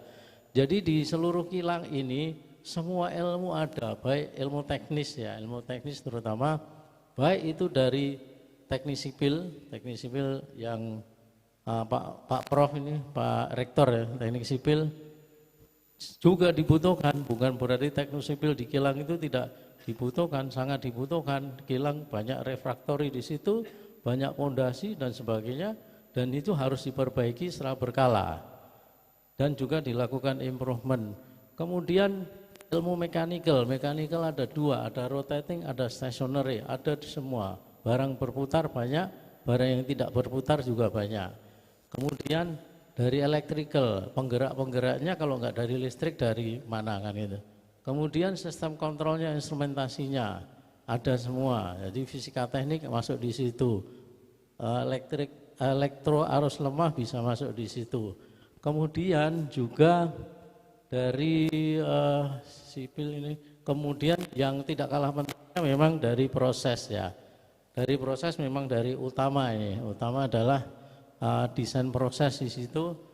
Memegang peranan yang sangat penting. Jadi proses kilang itu dari teknik kimia. Jadi semuanya ada di dalam kilang ini, hampir semua disiplin ada. Itu yang ada di kilang. Yang di luar kilang ada juga. Artinya disiplin ilmu yang non teknik itu juga kita memerlukan. Ibu Eni di HC juga diperlukan. Karena apa? Sumber daya manusia itu sangat penting peranannya dalam mengelola kilang untuk regenerasi dan untuk sustainability operasional kilang ke depan. Ini harus disiapkan jauh-jauh hari karena tidak mungkin lulus di perguruan tinggi masuk kilang itu perlu waktu untuk penguasaan kilang ya. Jadi 1 tahun 2 tahun belum cukup ya, paling tidak 3 tahun baru bisa kita lepas mandiri. Jadi 1-2 tahun adalah dilakukan bersama coach, nanti kita programnya. Dan ini program yang disampaikan oleh Pak Rektor ini saya sangat support sekali karena mereka tentunya dengan magang itu akan mempercepat kami dalam rangka coaching nantinya kalau bekerja di Pertamina. Kalau saat ini belum tahu sama sekali, belum pernah magang. Kerja praktek pun paling 1 bulan, 2 bulan paling lama. 2 bulan itu kurang ya. Nanti dengan program ini magang 6 bulan paling tidak, tentunya lebih banyak menguasai, sehingga nanti juga akan mempercepat kami melakukan coaching kepada teman-teman yang sudah magang dan kebetulan diterima sebagai pekerja Pertamina. Nah itu ini, di samping itu Pak, kami juga bisa mempercepat ini trainingnya Pak sebenarnya. Jadi training selalu kita speed up terus ya Bu Eni ya. Dulu 1 tahun, 9 bulan, kemudian 6 bulan terakhir ya. 6 bulan kita. Nah ini tentunya biaya training juga perlu biaya yang cukup besar kan. Namun dengan adanya nanti program magang ini tentunya akan lebih cepat ya. Seperti seolah-olah sudah experience ya. Semi experience lah, bukan experience banget ya. Sehingga ini akan tentunya akan bisa mempercepat dalam adaptasi untuk di dalam pekerjaan. Nah ini adalah program yang sangat baik tentunya program magang ini ya. Kita lanjut Pak Fauzan terkait dengan gambaran SDM. Ini SDM di PT KPI. Ini sekarang ini yang terisi itu 5.800-an ya. Tapi masih ada kosong nih 1.622 pekerja. Nah ini siap-siap ini adik-adik mahasiswa ini cepat lulus ya. Kalau mau cepat lulus belajarnya 24 jam tentu ya Pak Rektor ya. Biar cepat lulus nanti kesempatan ada, nanti ada rekrutmen. Barusan juga kita sedang melakukan rekrutmen, ini belum selesai tahun ini. Tentunya nanti kita akan mungkin tiap tahun ya melakukan program untuk rekrutmen. Nah, ini kesempatan pada adik-adik mahasiswa untuk bergabung ke Pertamina. Nah ini kami juga tidak memandang gender ya. Jadi memang laki-laki lebih banyak. Tapi lama-lama bergeser ini, perempuannya tambah banyak memang yang masuk Pertamina ya. Jadi di root kita pun juga dari perempuan ya. Direktur keuangan juga. Jadi tidak ada ini batasan antara laki-laki dan perempuan di Pertamina ini. Bahkan sekarang diwajibkan berapa persen Bu? 15%. 15% setingkat manajer ya. Pas itu 15% komposisinya adalah perempuan. Nah, jadi kalau kita melihat memang perempuan ini lebih tekun ya. Atau kita lihat ya bapak-bapak semua, kami mengalami anak laki dan anak perempuan lebih tekun anak perempuan. Anak laki ini keluyuran banyaknya. Jadi pantas kalau IP-nya itu lebih tinggi dari anak-anak perempuan ya, karena lebih tekun ya.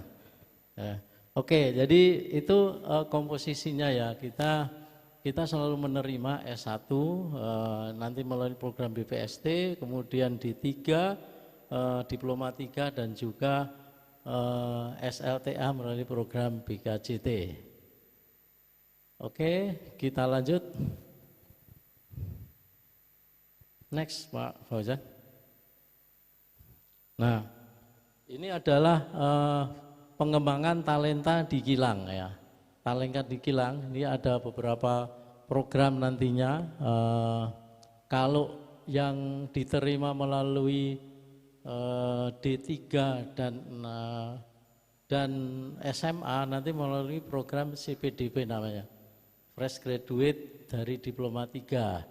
Jadi sebenarnya kami juga punya platform ya, karena untuk dalam rangka akselerasi kemarin, karena di awal-awal kita melakukan coaching akhirnya kurang efektif juga, perlu kita mengembangkan program belajar juga sambil training sambil belajar sambil bekerja. Sudah diterima di training awal, kemudian juga dilakukan pemantapan lagi melalui program CPDP, EPDP dan EPPM. Ini juga ada mata kuliahnya istilahnya ya. Ada ininya, namun tidak secara teoritis, dia adalah terkait dengan langsung keperalatan maupun unit proses yang ada, supaya dia bisa mendalami lebih cepat. Jadi program ini semula EPDP itu 9 tahun ya. Jadi dirasa kelamaan dipercepat, sekarang tinggal 3 tahun ya. Kalau nggak salah 3 tahun lewat Tier 1, Tier 2 dan Tier 3. Itu nanti program untuk akselerasi supaya regenerasi di Pertamina itu semakin cepat. Karena sekarang ini gapnya cukup jauh ya. Karena Pertamina pernah melakukan tidak rekrutmen selama 9 tahun. Nah 9 tahun itu gapnya cukup besar, jadi di bawahnya Pak Darmaresa dengan Pak Diandoro ini selisih gapnya adalah 9 tahun, tidak melakukan rekrutmen, sementara yang Angkatan dan Pak Darmaresa ini sudah mulai pada pensiun dalam beberapa tahun ke depan.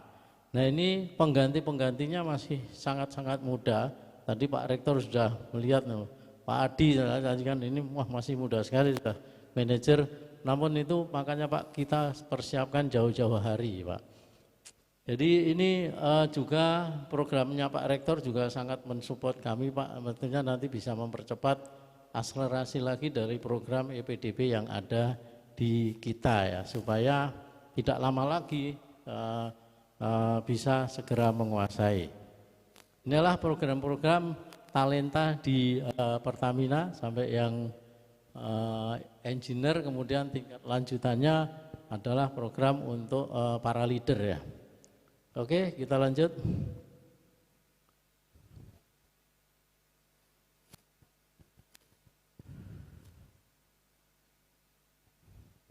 Nah ini adalah program-program yang saat ini kerjasama dengan beberapa universitas yang sekarang ini kita sebenarnya sudah ada praktek kerja lapangan. Praktek kerja lapangan ini yang biasa kita lakukan ya, kerja praktek. Ini durasinya 1 sampai 3 bulan, ya biasanya rata-rata 2 bulan ya, 1 dan 2 bulan. Kemudian kita punya program magang mahasiswa bersertifikat. Nanti paslah dengan programnya dari Unsri yang MPKM ya. Nah, itu sama persis sebenarnya ini adalah PMPB, nanti akan diberikan sertifikat para mahasiswa setelah melakukan magang selama 6 bulan. Ini juga untuk D3 maupun S1.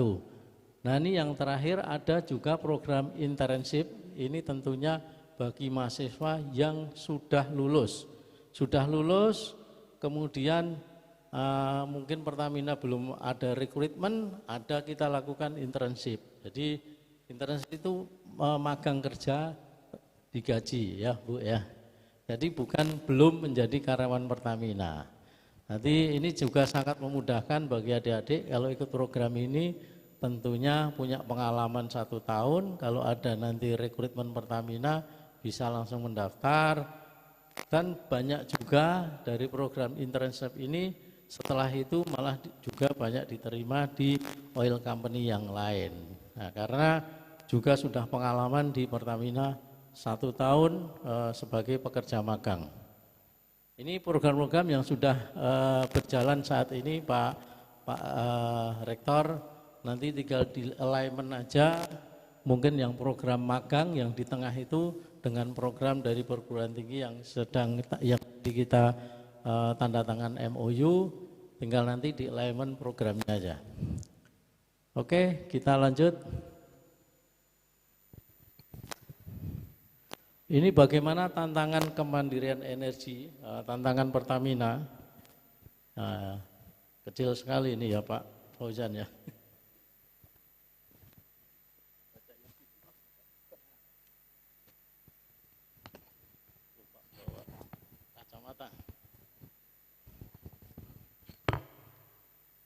Oke, baik, ini dalam tantangan kita untuk kemandirian energi, ini megatron global di sektor energi. Jadi kalau kita lihat perkembangan energi ke depan, dari dulu tahun 1850, dulu adalah industrialisasi ekonomi di barang dan jasa ini adalah menggunakan fosil demand cair ya. Dan terus kita lihat sampai tahun 2050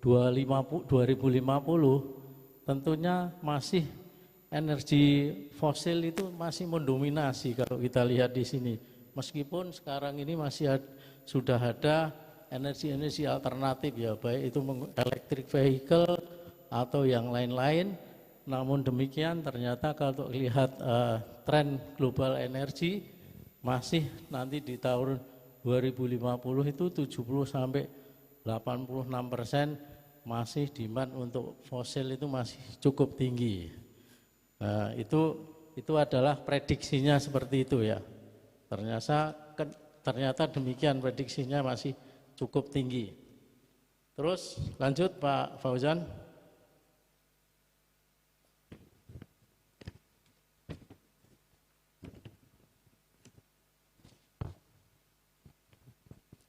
Kemudian kalau dilihat dari beberapa sektor produk ini terkait dengan oil, jadi secara global demand dari minyak memang secara global diprediksi akan mencapai puncaknya masih di tahun 2033. Sementara juga electric vehicle juga saat ini juga gencar-gencarnya terus dilakukan improvement dan juga banyak sekali perusahaan-perusahaan yang sudah beralih kepada electric vehicle, termasuk Pertamina sendiri. Pertamina juga mengembangkan untuk baterai ya, baterai juga ke energi-energi yang ramah lingkungan. Kemudian untuk sektor chemical demikian juga sektor chemical ini menyumbang lebih dari setengah pertumbuhan demand minyak dalam 15 tahun ke depan. Memang chemical khususnya petrokimia itu sangat menarik marketnya sampai dengan tahun 2030. Sekarang ini kita masih impor, contohnya plastik pun masih impor sebesar 1,8 juta ton per tahun. Jadi impor kita masih cukup banyak, jadi ini sangat membebani CAD. Oleh karena itu Pertamina dalam pengembangannya ke depan nanti akan bercabang begini. Jadi kalau nanti decline BBM-nya, maka Pertamina sudah ancang-ancang shifting ke arah petrochemical.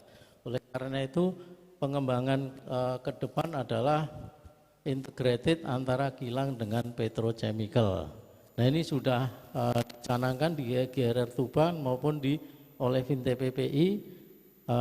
Sehingga di tahun 2030 nanti diharapkan dengan terselesainya proyek-proyek petrochemical di Pertamina tidak ada lagi impor untuk kebutuhan plastik ya, biji plastik.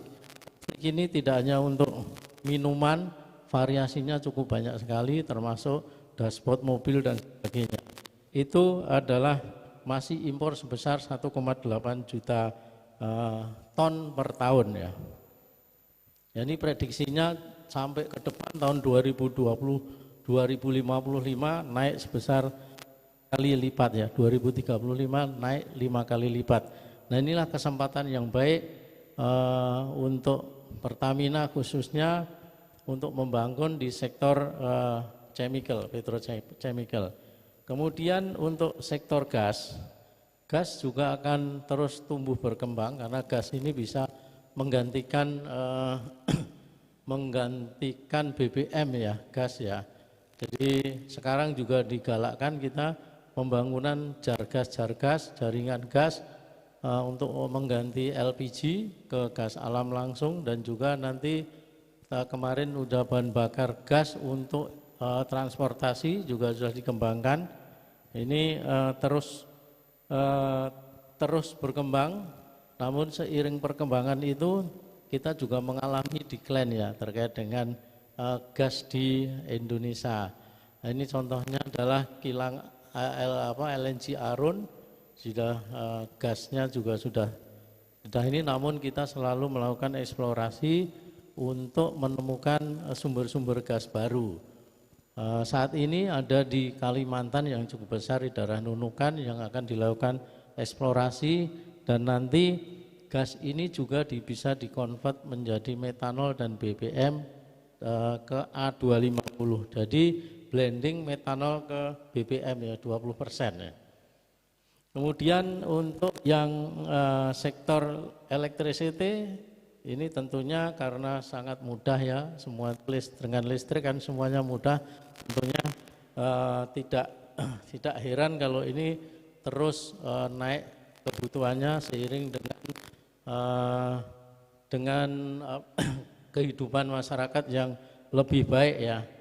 Dan juga electricity ini tentunya ke depan juga akan ditopang dengan energi terbarukan. Nah, ini sedang digalakkan untuk energi listrik dari surya dan juga dari panas bumi. Kita sangat kaya dengan panas bumi, makanya akan dilakukan pengembangan panas bumi dan juga arahnya juga ke PLTA. Kalau kita lihat di New Zealand itu satu waduk itu makanya satu danau ya, satu danau itu bisa menghasilkan 6 unit PLTA. Jadi secara trap-trap gitu. Ini dibuang ke bawah, tampung lagi, buang lagi, tampung lagi, buang lagi, tampung lagi sampai di tataran bawah. Inilah yang kemarin sedang dipelajari, mungkin polanya seperti itu, mungkin seperti Saguling ya. Saguling itu baru 2 ya. Saguling sampai yang di bawahnya baru 2 trap aja. Tapi dari New Zealand itu sampai 6 sub ya. Itu semua hampir New Zealand adalah energi listriknya dari air. Jadi batu bara ke depan akan dikurangi. Jadi batu bara akan di-shifting pembangkit listriknya ke gas dan digalakkan ke panas bumi dan juga ke air ya. Kemudian yang terakhir tentang digitalisasi, nah ini sangat marak baik itu di global maupun di internal Pertamina terus mengembangkan digitalisasi baik itu di kilang maupun di pemasaran dan juga di eksplorasi dan produksi. Jadi sekarang ini Pertamina telah mengembangkan program digitalisasi ini bahwa seluruh end-to-end bisnis Pertamina dari eksplorasi sampai dengan distribusi BBM, produk-produk yang Pertamina punya bisa dimonitor di kantor pusat ya. Sekarang sudah jadi comment center di situ, bisa dilihat hasilnya dari EP, kemudian pengolahan di kilang dan juga pendistribusian produk-produk BBM di setiap SPBU sudah bisa termonitor. Jadi mana SPBU yang kosong kita sudah tahu.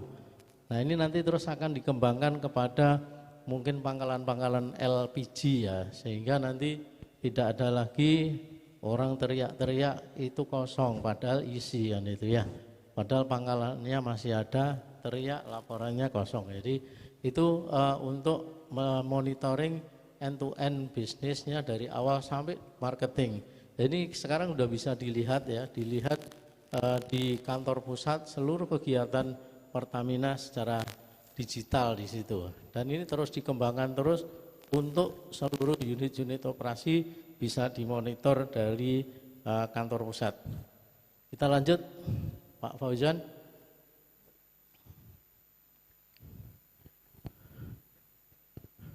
Ini ada beberapa contoh strategi perusahaan global dan juga bagaimana Pertamina menghadapi bisnis kedepannya. Yang pertama kita lihat ini memang berbeda-beda tanggapannya terhadap perkembangan tren global energi ini ya. Jadi ada beberapa perusahaan itu fokusnya berbeda-beda. Tapi ini aja Pertamina nanti fokusnya kemana. Jadi contohnya adalah untuk Chevron dan Exxon itu masih fokus pada pengembangan sumber daya dari shale gas ya, karena mereka sangat melimpah di situ ya. Melimpah shale gas dikonvert menjadi LPG. Nah, itu jauh lebih murah dan juga sumbernya banyak, dia fokus ke arah situ. Kemudian bagaimana Eni ini Eropa ya.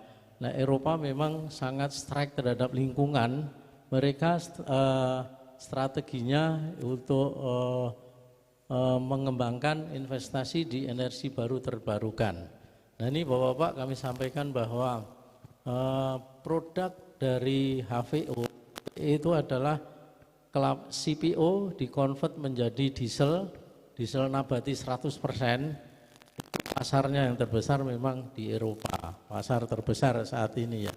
Jadi memang Eropa lebih mengarah kepada clean energy.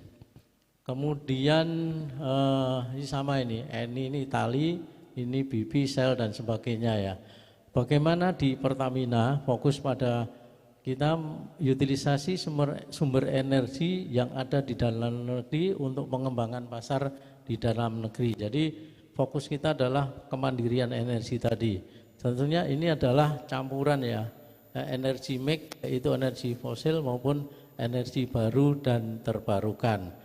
Ini terbukti bahwa Pertamina sudah mendefine subholding yang mengurusi energi baru terbarukan dipisahkan dengan energi fosil.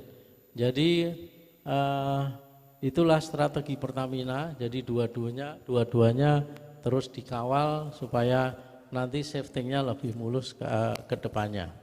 Kalau akan ditinggalkan, tentunya kita sudah punya pakem, punya bisnis baru yang mengarah kepada energi baru terbarukan.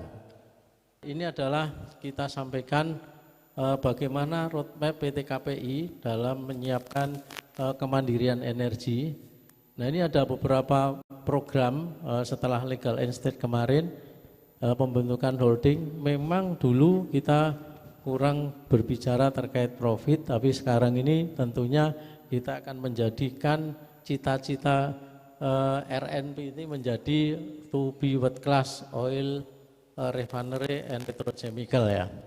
Nah, ini tentunya kami terus mengembangkan. Kalau kita lihat di tahun 2022 sampai dengan 2027 kita terus kembangkan. Jadi kita selain mengembangkan kilang, kita juga akan membangun biorefinery di Cilacap dulu. Kami tadi sempat diskusi dengan Pak dosen yang environmental tadi, juga Pak Rektor yang menawarkan terkait dengan CPO ya. Memang saat ini sebenarnya Pelaju ini sudah kita set up untuk membangun biorefinery berkapasitas 20.000 barrel. Jadi sudah siap secara engineering design, ini sudah siap. Basic engineering design sampai dengan fit sudah selesai, tinggal kita membangun EPC-nya.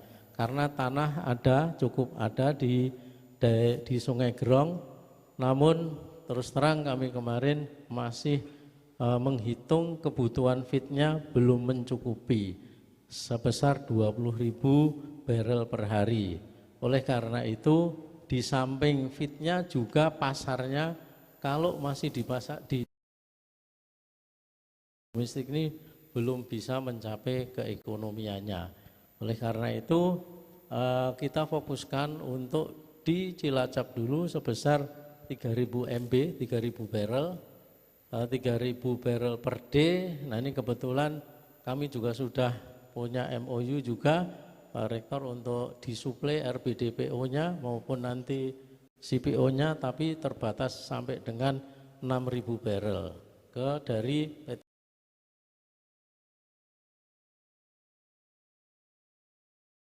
Tidak begitu besar modifikasi kilang Cilacap untuk biorefinery. Nanti kalau marketnya sudah tumbuh besar untuk pasar ekspor dan juga fitnya kita bisa mendapatkan fit yang cukup untuk Pelaju, maka kita fokus yang kedua adalah membangun biorefinery di kilang RU3 Pelaju sebesar 20.000 barrel. Ini tinggal menunggu kita off-take-nya pasarnya karena pasar ekspor, kemudian juga kebutuhan fitnya. Kemudian di tahun 2022 juga nanti kita akan selesaikan Pak proyek RDMP RU6 Balongan, kita naikkan kapasitasnya 125 ke 150 MB dan juga penggantian beberapa katalis. Nah, katalis ini diimprove supaya menghasilkan produk solar dengan Euro 5 ya, 10 ppm. Jadi ini juga cukup menantang ini bagi Pak Rektor ya, karena Untuk katalis ini kita harapkan kalau bisa adalah katalis merah putih. Jadi katalis merah putih Pak. Sementara ini kan katalisnya bukan merah putih ini, ada benderanya macam-macam ya katalisnya. Mudah-mudahan ke depan ini bisa dari Bapak-bapak para dosen bisa menciptakan katalis untuk kilang, untuk menjadi katalis merah putih, sehingga kebutuhan katalis ini bisa dipenuhi dari dalam negeri. Dan juga banyak sekali katalis, varian katalis yang kita pakai, sudah mulai satu katalis buat dalam negeri ya. Untuk yang katalis-katalis, untuk yang reaktor, untuk yang BBM, kemudian solar, kita masih impor. Nah ini merupakan tantangan kita bersama antara tentunya antara kilang dengan pihak perguruan tinggi yang punya fasilitasi. Kemudian juga nanti akan ada selesaikan revamping, ini TPPI, ini produksinya akan kita naikkan, Paraxylene itu akan kita naikkan dari 600 menjadi 780 ton per tahun. Kemudian ini juga kita mulai membidik hilirisasi Pak. Ternyata isopropil alkohol pun juga masih impor 100% dari luar negeri. Padahal apa? Bahan bakunya ada di kilang Pak. Ini. Bahan baku ada di kilang, bahan bakunya adalah propilin, nanti diubah menjadi isopropil alkohol. Nah ini masih nanti dalam studi, dan kami juga membuka peluang kalau memang ada desain yang bisa mendesain prosesnya ya, dari perguruan tinggi bisa kerjasama dengan mendesain untuk isopropil alkohol. Kemudian di tahun 2000 itu 2003, kemudian 2024 nanti kami akan selesaikan Pak proyek RDMP RU 5 Balikpapan.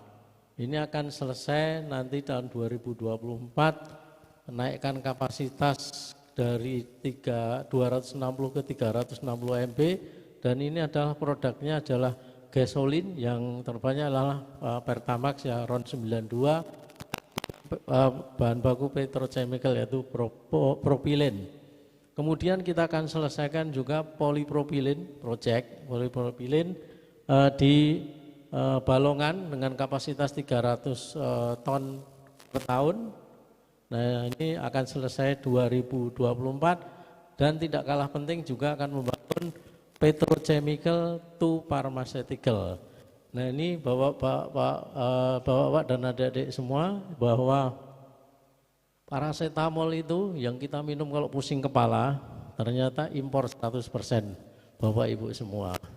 Jadi kita minum paracetamol itu minum dolar ya, makan dolar itu ya. Jadi makanya kemarin kita lihat turunan pada produk-produk kilang ini, ternyata bahan bakunya paracetamol itu dari benzen dan propilin. Itu semua ada di produk intermedia kilang. Nah itulah yang nanti akan kita konversi menjadi pharmaceutical, itu bahan baku paracetamol ya. Sehingga nanti paracetamol itu tidak lagi impor dari luar negeri. Kemudian nah ini ya, biorefinery Cilacap dan Green Refinery nanti depend on biorefinery Cilacap 1 berhasil di Januari, nanti berhasil pasarnya dapat banyak, baru nanti kita akan bangun di situ.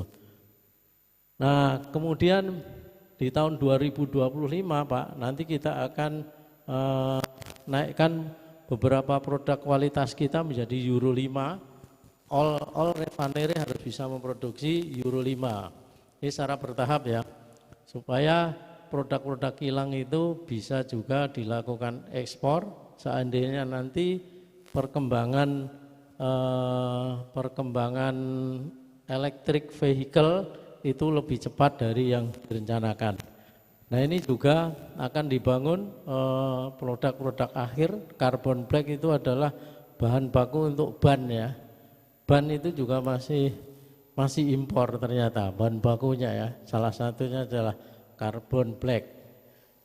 Nah ini program-program kita Pak untuk roadmap PT KPI menuju to be world class oil refinery and petrochemical, dan terakhir di 2027 nanti mudah-mudahan GRR Tuban Integrated Refinery and Petrochemical itu bisa selesai dibangun di tahun 2027. Nah ini kami pesan kembali kepada adik-adik semua, inilah proyek-proyek kilang dalam rangka kemandirian energi. Tentunya ini perlu manpower ya, yang cukup besar untuk bisa menjalankan proyek dan juga menjalankan nanti after project selesai. Jadi ini kesempatan yang sangat baik buat adik-adik mahasiswa untuk menyiapkan diri untuk bisa bergabung dengan Pertamina untuk menjalankan proyek dan juga menjalankan kilang-kilang yang sudah selesai dari proyek dan akan dioperasikan. Selesai ya? Ini adalah kesimpulan yang dari tadi sudah saya jelaskan ya. Saya kira itu Pak Rektor sementara untuk paparan kali ini, gambaran umum dulu, nanti bisa ke depan bisa yang lebih spesifik. Nah, ini ada Pak Nurkodim, ada Pak Dorong, bisa nanti ada materinya bisa bermacam-macam, tergantung request Pak. Ini aja Pak Rektor aja nanti requestnya materinya apa bisa kita siapkan ya. Mungkin itu sementara dari kami. Terima kasih Pak Rektor, Bapak Ibu semua dan juga para adik-adik mahasiswa. Mudah-mudahan ini bermanfaat, gambaran ini, paparan ini bermanfaat bagi adik-adik semua yang nantinya tentunya menjadi generasi penerus bangsa dan insya Allah menjadi generasi penerus Pertamina ya, karena ini sangat membutuhkan generasi yang baik-baik, yang terbaik untuk bisa menjalankan proyek-proyek kilang dan juga operasional kilang dan petrokimia di PT KPI. Oke, saya kira sementara demikian yang dapat kami sampaikan. Kami akhiri, wabillahi taufiq wal hidayah. Wassalamualaikum warahmatullahi wabarakatuh. Waalaikumsalam. Siapa yang mau raise hand duluan? Nanti di sini juga ada perwakilan mahasiswa yang sudah membawa titipan pertanyaan dari teman-temannya. Karena di teknik itu tadi ngomongnya sudah nyebut-nyebut teknik kimia, teknik mesin. Padahal tadi saya lupa Pak memperkenalkan tadi CV-nya Pak Joko agak kecil ditayangkan. Pak Joko ini dari teknik elektro ITB. Ya, jadi nggak semuanya teknik kimia, tapi yang lain-lain rata-rata teknik kimia ditambah dari bidang-bidang lain yang mensupport bisnis Pertamina. Oke, kita persilakan siapa yang sudah siap raise hand. Boleh panitia, kita mau lihat, kita dengar suaranya langsung. Siapa yang sudah siap dari kanal Zoom, nanti disambung dari teman-teman perwakilan mahasiswa yang ada di FH Tower. Silakan yang mau tanya langsung. Ya, tadi ada pertanyaan sudah di drop chat, ini ya, dengan siapa? Dorothy? Dorothy masih belum di unmute? Masih mute Dorothy? Dorothy Dandan mau ketemu Pak Joko. Ini mahasiswa saya Pak Joko dari Teknik Kimia Unsri. Silakan Dorothy.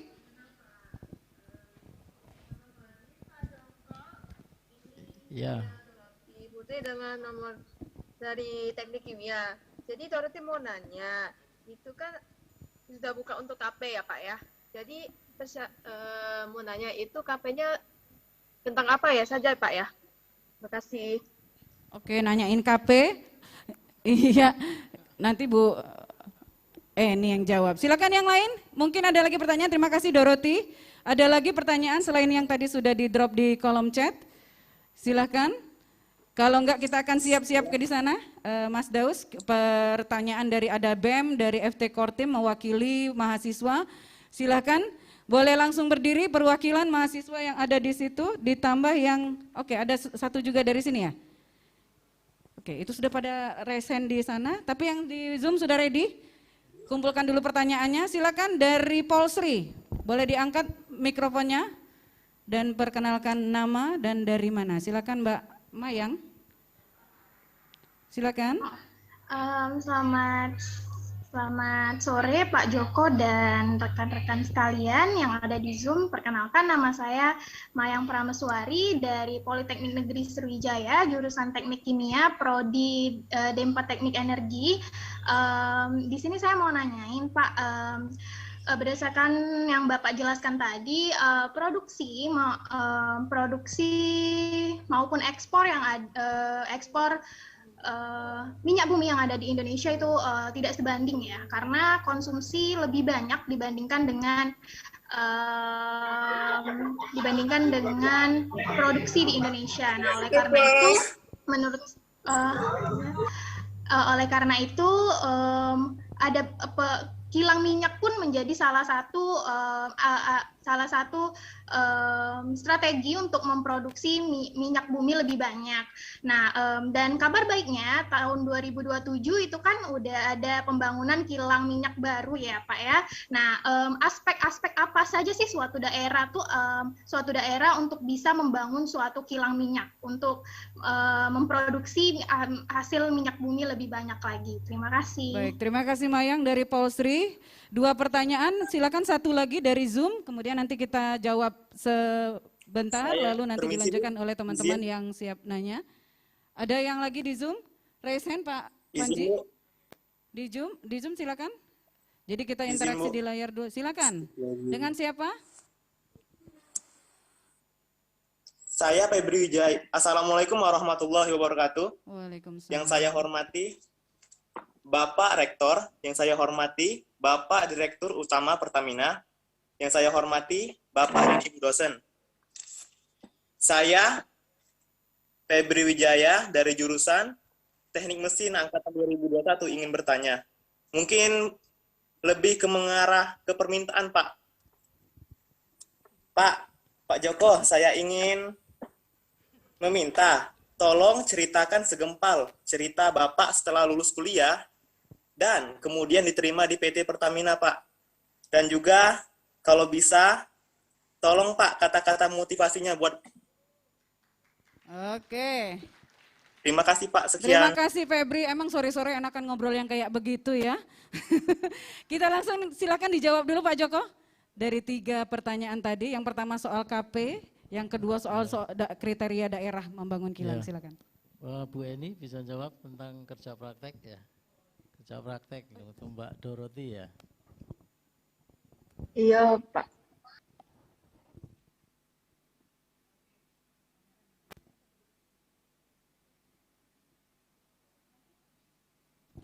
Mas Daus, mikrofonnya Bu Eni. Oke.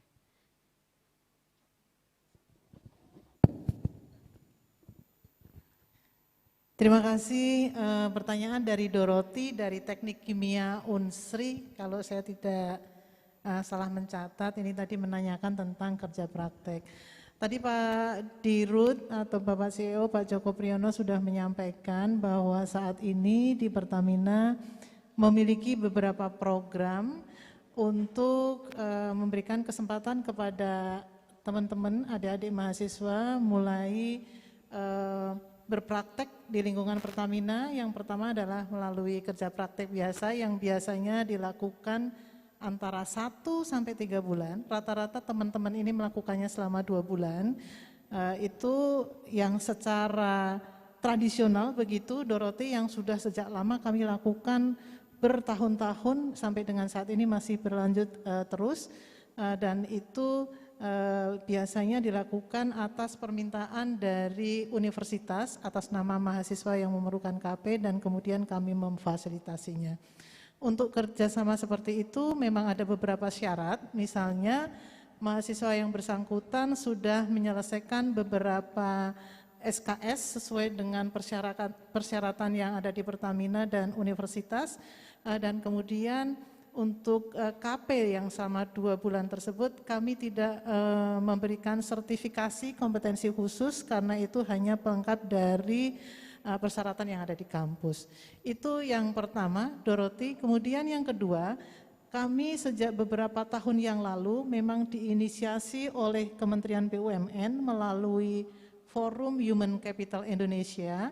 Kami sudah menyelenggarakan magang untuk mahasiswa selama 6 bulan.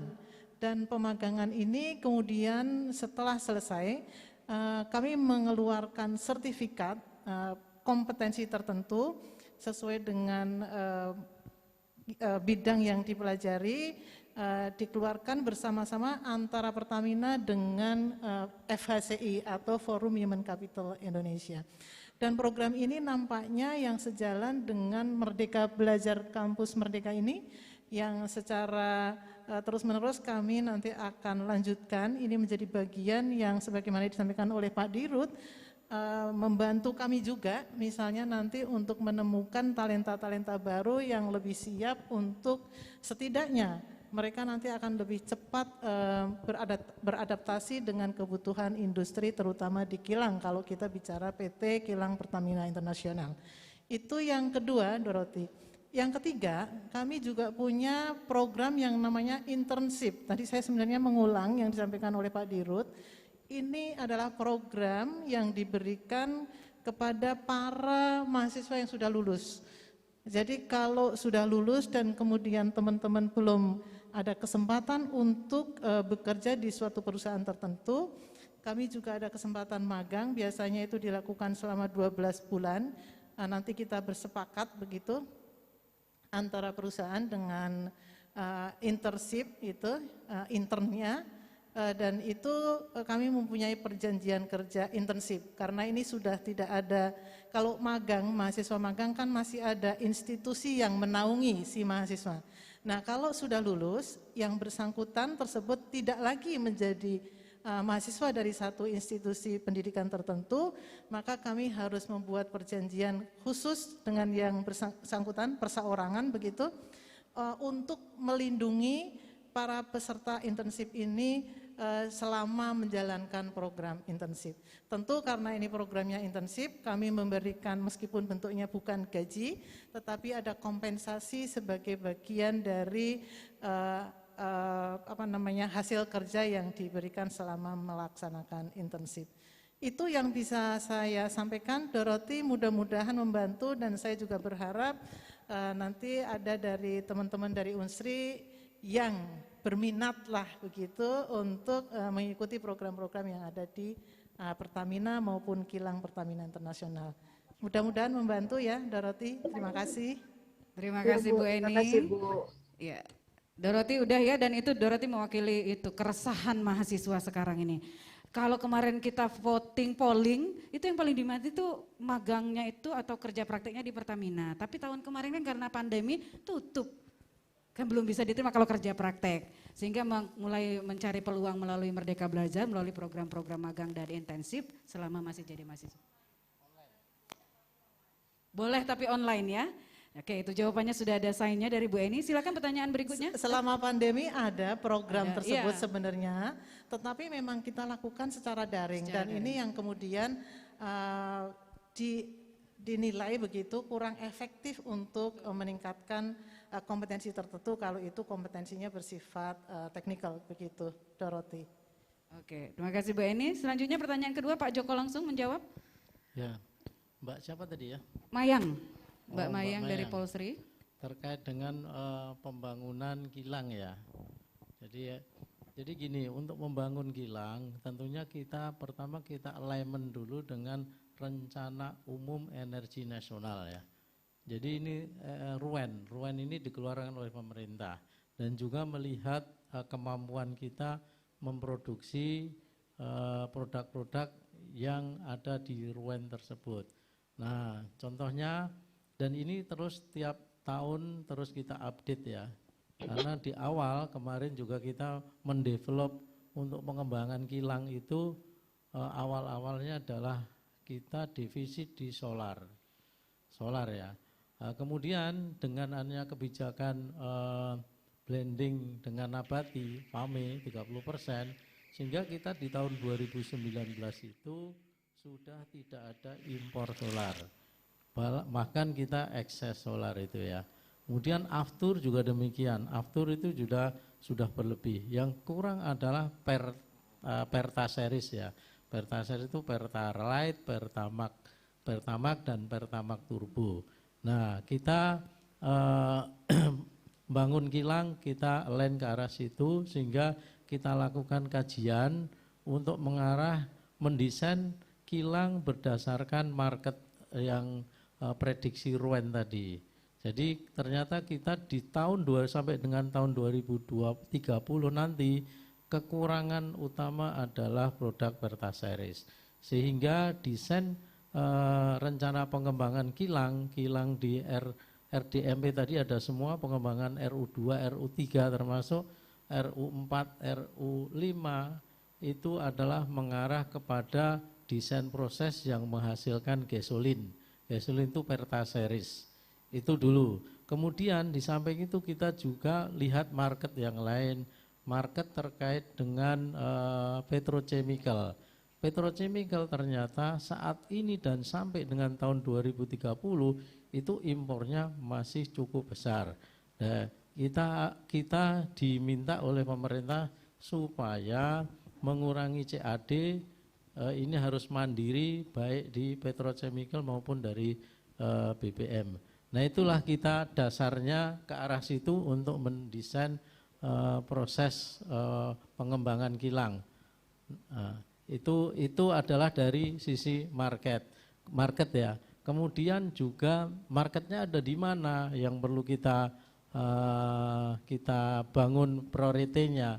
Ya ternyata di Jawa yang besar ya. Memang di Jawa itu kan penduduknya jauh lebih besar. Sehingga dibangunlah GRR Tuban yang baru di Jawa Timur. Jawa Timur ini belum punya kilang, yang ada kilang baru Jawa Tengah dan Jawa Barat. Sehingga Jawa Timur ini diintegrasikan sekaligus dengan produk-produk petrochemical untuk mengantisipasi sampai dengan tahun 2030 nanti supaya kita tidak impor untuk produk-produk petrochemical. Untuk minyak mentah memang sekarang ini kita dulunya eksportir, sekarang sudah menjadi importir. Jadi minyak mentah untuk dalam negeri ini hanya sekitar 60-an% ya Pak Nur ya. 60% dari kebutuhan BBM nasional. Jadi 40% masih kita impor. Kemudian di samping itu juga produk jadi pun juga masih impor. Jadi kilang yang dengan kapasitas 1 juta barrel itu masih kurang, harus dinaikkan ke lebih tinggi lagi. Makanya kita di samping menaikkan kapasitas existing dengan program RDMP, Refinery Development Master Plan, itu juga membangun grassroots new, betul-betul kilang baru yang di GRR Tuban untuk memenuhi dari perencanaan energi nasional Ruen tersebut. Itu adalah dasar-dasar kita membangun kilang dan juga dalam rangka kemandirian energi ya. Masih perlu penjelasan lagi? 2 SKS apa lagi yang kalau belum? gitu. Kalau saya sabar menjelaskan kok terus. Oh, siap. Mayang gimana? Oke ya. Apalagi? Oke Pak, pembangunan kilang bagus untuk perbanyak sumber daya manusia. Yes, betul. Yeah. Jadi memang multiplier efeknya itu besar pembangunan kilang ini ya. Multiplier tidak hanya untuk SDM tapi juga untuk membangun ekonomi di daerah tersebut. Ya kan? Ada kilang tentunya pasti ada penciptaan lapangan kerja dan juga akan tumbuh perekonomian di sekitar itu. Jadi dampaknya cukup besar. Ada proyek, ada pabrik, pasti dampaknya cukup besar. Mudah-mudahan yang dampak besar ini menjadi barokah ya. Untuk kita dan untuk Pertamina, untuk bangsa ya. Sehingga ini maksudnya tugas mulia untuk membangun kilang dalam rangka kemandirian energi tapi punya multiplier efek yang lebih luas ya. Di samping juga untuk lapangan kerja juga untuk perekonomian masyarakat setempat. Oke, jadi mahasiswa siap-siap kalau dalam waktu 1, 2, 3 tahun lagi akan lulus karena Pertamina punya roadmap seperti tadi, siap-siap jadi SDM yang unggul supaya nanti bisa bergabung bersama Pertamina membangun kemandirian energi bangsa. Baik, pertanyaan yang ketiga Pak Joko tadi, Oke. agak ke pribadi Yang tapi ketiga penting. supaya memberikan semangat ya. Jadi Mas siapa tadi? Mas Febri. Febri, ya. Mas Febri. Iya ya Pak. Jadi belajar itu tidak mengenal usia ya. Jadi tidak mengenal usia dan tidak mengenal lelah, artinya cukup sampai di situ saja.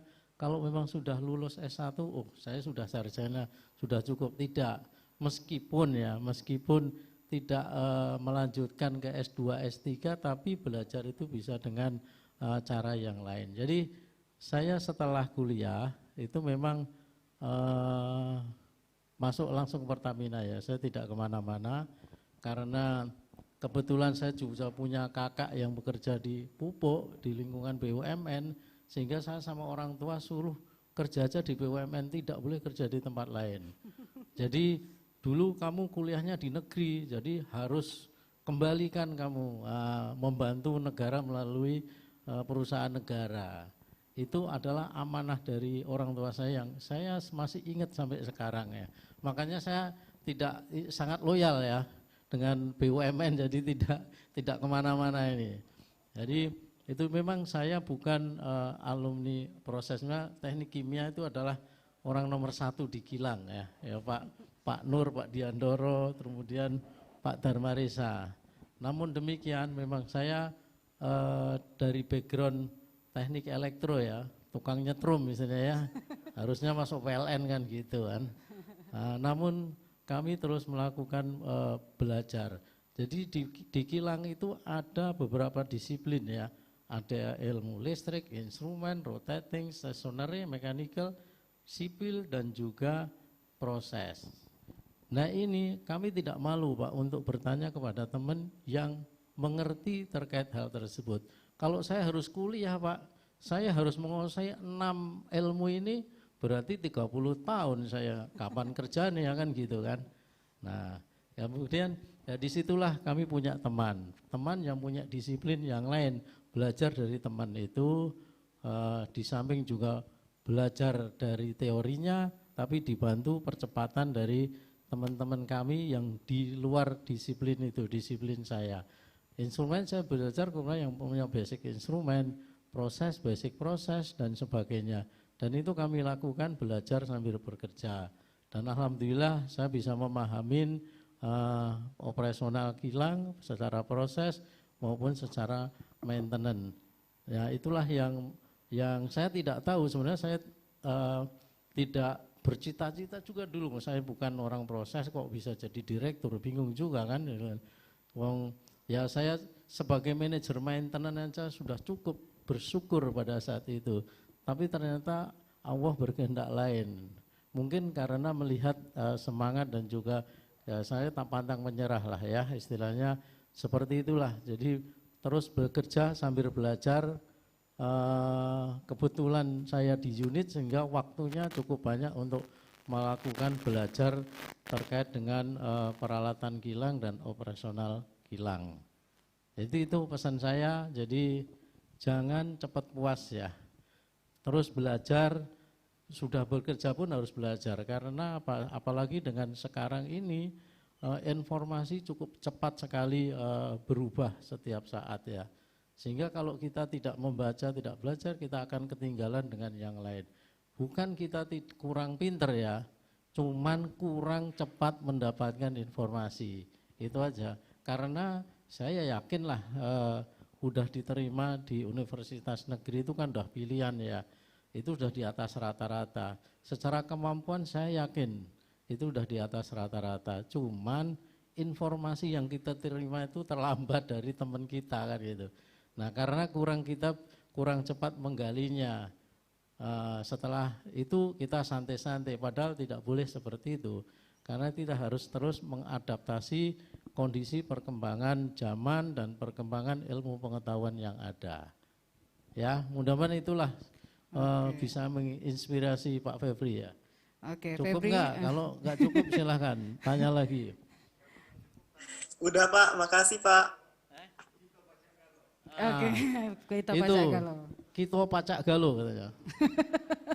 Segalanya bisa ya. Harus itu. Pacak galo-galo. Ya, Pacak sudah di-note galo-galo. tadi ya, termasuk oleh teman-teman mahasiswa yang lain. Selanjutnya kita akan buka untuk beberapa pertanyaan untuk perwakilan mahasiswa yang ada di sini. Ada dari BEM juga, mohon berkenan Pak Joko. Silakan, boleh berdiri, boleh dari perkenalkan nama dan asalnya. Kamera boleh di spotlight. Langsung. Baik, Assalamualaikum warahmatullahi wabarakatuh. Selamat sore Bapak Ibu dan rekan-rekan sekalian. Perkenalkan, nama saya Muhammad Hazik Huda dari Universitas Sriwijaya, jurusan Teknik Sipil dan Perencanaan, program studi Teknik Sipil angkatan 2019. Nah, jadi Pak Bu, Hazik pernah mendengar pernyataan dari Menteri Energi dan Sumber Daya Mineral bahwa Menteri SDM ini mendukung dan ingin mengembangkan program energi baru dan terbarukan untuk mengatasi permasalahan gas rumah kaca yang membuat bumi kita sedang tidak baik-baik saja saat ini. Nah, kemudian Aziz tadi juga mendengar upaya dari Pertamina Indonesia itu membuat subholding yang mengembangkan energi-energi yang ramah lingkungan dengan menggunakan energi baru dan terbarukan. Aziz juga ingin tahu Pak Bu, apalagi sih upaya dari Pertamina agar mengubah dari kebiasaan masyarakat yang sejauh ini sudah bergantung dengan energi yang non-renewable atau energi fosil. Nah, tentunya karena ketergantungan, keterbiasaan, dan akses yang masih kurang dengan energi yang renewable itu menjadi salah satu tantangan dari Pertamina untuk mengubah kebiasaan yang ada di masyarakat. Yang permasalahannya itu kebiasaan itu sendiri dan juga akses dari energi yang renewable itu yang juga cukup sulit, Pak. Kemudian Azik juga ingin tahu, Pak, apa sih permasalahannya sehingga kita ini sedikit lama dan sedikit sulit untuk meninggalkan energi yang tidak ramah tersebut, Pak. Jadi Azik juga ingin mengetahui, Pak, apa sih tantangan dan kelemahan dari energi renewable itu sendiri atau energi yang ramah lingkungan. Terima kasih. Wassalamualaikum warahmatullahi wabarakatuh. Waalaikumsalam. Terima kasih Hazik. Lanjut pertanyaan berikutnya yang sudah standby, silakan. Perkenalkan langsung nama dan dari mana? Baik, Assalamualaikum warahmatullahi wabarakatuh. Selamat sore Bapak dan Ibu dan teman-teman sekalian. Saya Umi Sarah dari jurusan Teknik Kimia, Universitas Sriwijaya. Izin bertanya Pak dan Ibu, saya pernah membaca di salah satu artikel yang dikeluarkan oleh mypertamina.id mengenai Green Energy Station. Ya, yang dimana Green Energy Station ini merupakan bisa menjadi solusi pengganti dari bahan bakar. Nah, yang dimana ini digunakan dari PLTS seperti itu, Bu. Jadi saya ingin bertanya, Bu, mengenai GES ini, apakah ini sudah terrealisasikan atau ini baru rancangan dan akan menjadi target di 5 tahun ke depan? Terima kasih. Terima kasih. Pertanyaan berikutnya, biar langsung ditampung. Ada lagi dari BEM? Oke, satu lagi silakan. Assalamualaikum warahmatullahi wabarakatuh. Selamat sore Bapak Ibu yang saya hormati pada sore hari ini. Izinkan perkenalkan, nama saya Jatmiko Jati Farziartono. Saya merupakan mahasiswa teknik mesin dari Universitas Sriwijaya angkatan 2019. Izinkan bertanya Pak, dapat kita ketahui bahwa dari kebijakan energi nasional, target penggunaan energi baru terbarukan atau EBT di Indonesia ini adalah 25% dari total energi primer yang ada. Nah, target tersebut akan dicapai sesuai prediksi itu pada tahun 2025. Nah, yang ingin saya tanyakan yaitu apa peran dari Pertamina dalam mencapai target tersebut. Dan pertanyaan yang selanjutnya yaitu EBT atau energi baru terbarukan apa saja yang digunakan oleh Pertamina, terutama pada kilang Pertamina Internasional. Mungkin pertanyaannya itu saja dari saya. Sekian, terima kasih. Terima kasih. Jadi dari teknik sipil, teknik kimia, dan teknik mesin mewakili. Ada lagi atau sudah cukup? Sudah ya? Oke. Pak Joko, monggo silakan langsung dijawab. Berat-berat Pak pertanyaannya, pasti tugas dari dosen itu jangan-jangan ya. Oke, yang pertama ya, untuk energi baru terbarukan kendalanya sekarang adalah tentunya masih mahal ya. Itu nomor satu kan ya. PLTS misalnya, kemudian fleksibilitas ya. Jadi kalau fosil itu kan gampang sekali ya, fleksibel ya. Ngisi BBM langsung bawa sepanjang sana, isi lagi selesai. Tapi kalau yang solar cell ataupun listrik pakai baterai pun perlu nanti pengisian yang cukup lama. Nah ini tentunya adalah tantangan-tantangan ke depan yang harus dijalanin ya. Ini kan nantinya perkembangan baterai ini kan juga terus berubah ya. Pertama adalah baterai nikel kadmium. Nikel itu tidak bisa tahan lama karena dia punya memori ya. Harus betul-betul habis baru dicas lagi. Nah ini sudah berubah berkembang kepada baterai lithium ion. Kalau lithium itu habis 25% cas lagi, tidak ada mengenal memori. Nah ini pengembangannya seperti itu. Jadi kendalanya satu adalah masalah biaya investasi ya, mahal. Mobil listrik pun juga masih awal-awal mahal. Mungkin nanti lama-lama terus ada kompetisi-kompetisi akan menjadi murah ya. Bagaimana kita mengantisipasi untuk upaya antara ke arah situ supaya juga bukan upaya antara ya, dari sisi kilang itu kita mencari juga yang renewable tadi ya. Jadi yang renewable itu contohnya ya kelapa sawit itu, BBM dari nabati ya, itu kan bisa diperoleh terus ya, terus ya, tidak akan habis selama kita ada petani yang nanam. Nah itu juga kita sudah mulai bangun ya, mulai di Cilacap besok ini mungkin modifikasi saja. Dan kemarin sebenarnya kita udah uji coba di Dumai. Di Dumai itu juga bisa 1 MB HVO, jadi 100% betul-betul yang renewable ini kita anggap renewable karena memang bahan bakunya dari minyak kelapa sawit dikonvert ke menjadi produk diesel, dan tentunya ini produk diesel yang sangat-sangat ramah lingkungan ya. Nah itu uji coba sudah berhasil, kemudian kita akan modified ke yang menaikkan kapasitas ke 3.000 barrel, kemudian nanti direncanakan juga tadi ke 20.000 barrel. Ini yang terkait dari kilang, itu yang solar. Kemudian untuk yang gasolin gimana? Yang Pertaseris, Pertamax dan Turbo, kita juga sudah mengembangkan mix ya, artinya A20 itu 20% metanol ya. Metanol itu kan convert dari gas dibuat ke metanol. Nah gas ini cukup kaya, cukup ramah lingkungan juga, cuman bukan renewable kalau gas ya. Yang jelas renewable kelapa sawit itu.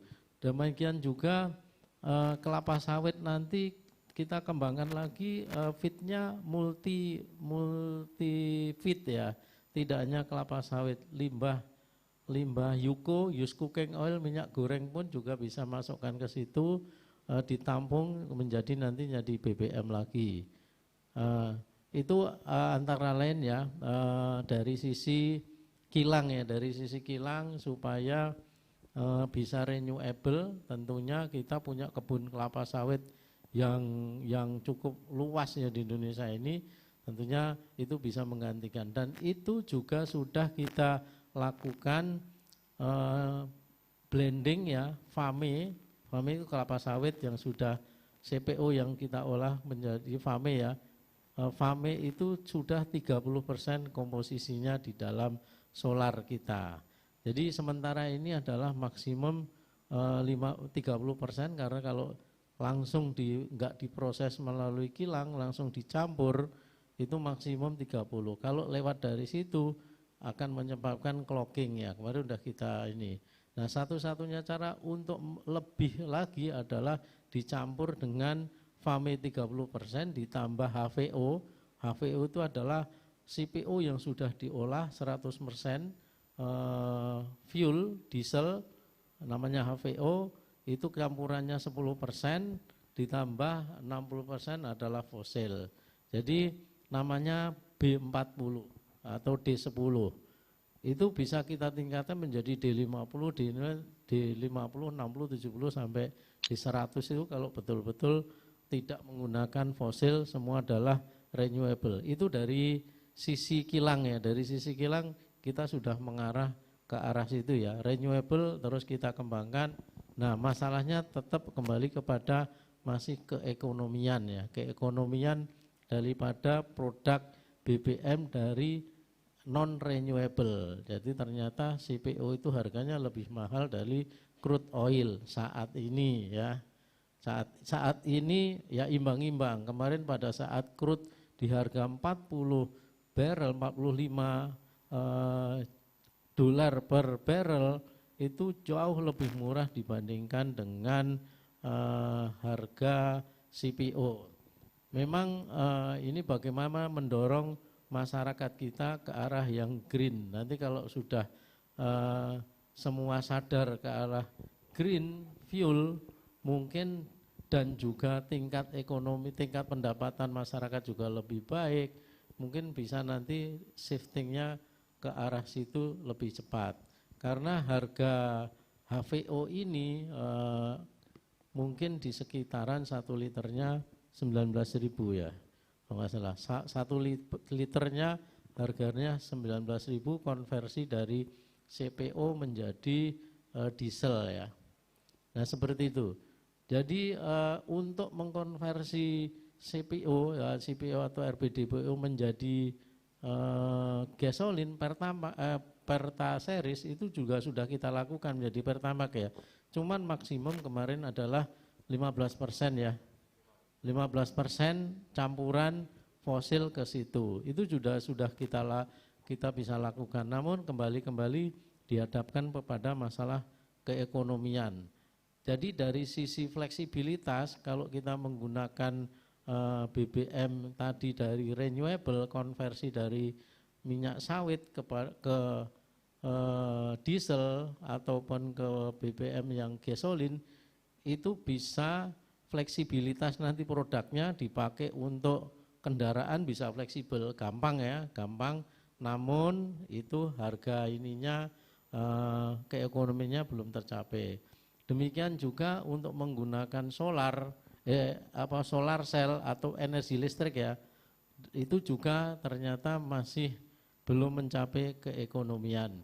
Contohnya solar cell itu awal-awal solar cell dibanding PLN masih murah PLN. Namun demikian sekarang sudah mulai kompetitif. Cuman tetap aja kita harus membangun baterai ya untuk penyimpanan di malam hari. Nah yang dikembangkan sekarang adalah model hybrid. Jadi kalau siang menggunakan solar cell, malam menggunakan PLN. Itu yang sudah dilaksanakan. Nah, bagaimana Pertamina sekaligus menjawab yang nomor 2 tadi ya, yang kedua, bagaimana ini Pertamina EBT-nya? Kita sudah membangun solar cell khusus untuk di perumahan dan perkantoran di Kilang.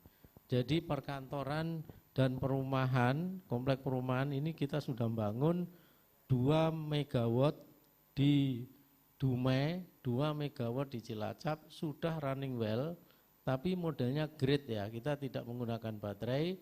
Kalau siang menggunakan solar cell, kemudian kelebihannya bisa kita kerjasama dengan PLN dijual, kalau malam kita menggunakan PLN. Jadi belum menggunakan baterai. Itu adalah 2 mega juga di Cilacap 2,3. Jadi totalnya nanti ada 4,3 megawatt solar cell yang sudah dibangun di perumahan dan perkantoran Kilang ya. Kilang dulu karena dia pasang di atap-atap itu. Kemudian ini juga sudah akan dibangun yang tadi SPBU ramah lingkungan nanti, itu nanti energinya dari solar cell. Jadi SPBU nanti atapnya pakai solar cell. Ini sudah dicanangkan, sudah diprogramkan, ini cukup banyak. Kemarin saya melihat teman-teman EBT dan teman-teman CNT berkolaborasi membangun SPBU-nya menggunakan energi baru terbarukan, membangun solar cell di situ. Kemudian dari EBT teman-teman PNRI ini juga mengembangkan panas bumi ya. Panas bumi kan juga energi baru terbarukan. Nah di energi listrik menggunakan panas bumi, bahkan sekarang ini nanti ada holding artinya di bawah panas bumi ya. Langsung kita tidak menjual, membangun PLN, pembangun listriknya, jadi langsung jual, Pertamina menjual listrik langsung ke PLN, sehingga pengembangan panas bumi ini bisa terus ditingkatkan untuk menggantikan nanti pembangkit listrik yang menggunakan batu bara dan solar. Ini situ. Jadi ada beberapa ribu kemarin, dan nanti SPBU-nya kalau nggak salah ada program khusus ya untuk yang solar cell di setiap SPBU. Kalau di Kilang sudah, jadi Cilacap dan Dumai. Nanti RU3, RU6 kita fokus ke arah situ. Kenapa kita belum mengarah, kilang ini juga butuh energi, sekarang masih menggunakan fuel oil dan juga gas turbin, karena apa, memang kami belum, ini karena bebannya bukan beban statis, kami butuh kehandalan. Dari situ, makanya kita fokus kepada beban-beban statis, penerangan dan sebagainya, penerangan AC, kemudian kulkas dan sebagainya, yang kalau kilang itu kan begitu sekali ngedip trip kilangnya nanti malah startupnya lama, kan ruginya besar. Nah ini kita fokus pada perkantoran dan perumahan. Inilah pengembangan EBT di kilang ya, dan juga teman-teman di PNRE. Kemudian juga kita sedang menggalakkan hidrogen ya, hidrogen dari air ya, proses elektrolisa, nanti listriknya dari solar cell kemudian ke hidrogen nanti bisa untuk menggantikan LPG kan, itu kan bisa LPG biru lah istilahnya kan, LPG biru untuk yang energi ramah lingkungan. Nah itu memang perlu waktu ya, shifting ke ramah lingkungan dan energi baru terbarukan ya. Dan kita terus di kilang juga mengembangkan di samping BBM juga produk-produk petrochemical yang ramah lingkungan nantinya ya. Oke, itu ya, itu yang 1, 2, yang ketiga ada apa lagi tadi? 3 juga EBT tadi ya Rezi? Ya, sama terkait ya? itu, dari sama ya Pak. Oke, Jadi, sudah tercover semuanya sepertinya. Mudah-mudahan. Mudah-mudahan. Ada yang belum, ini silahkan kalau belum ini. Iya, masih ada yang kepo lagi, curious lagi, panjang kuliah kita tambah 2 SKS lagi ya.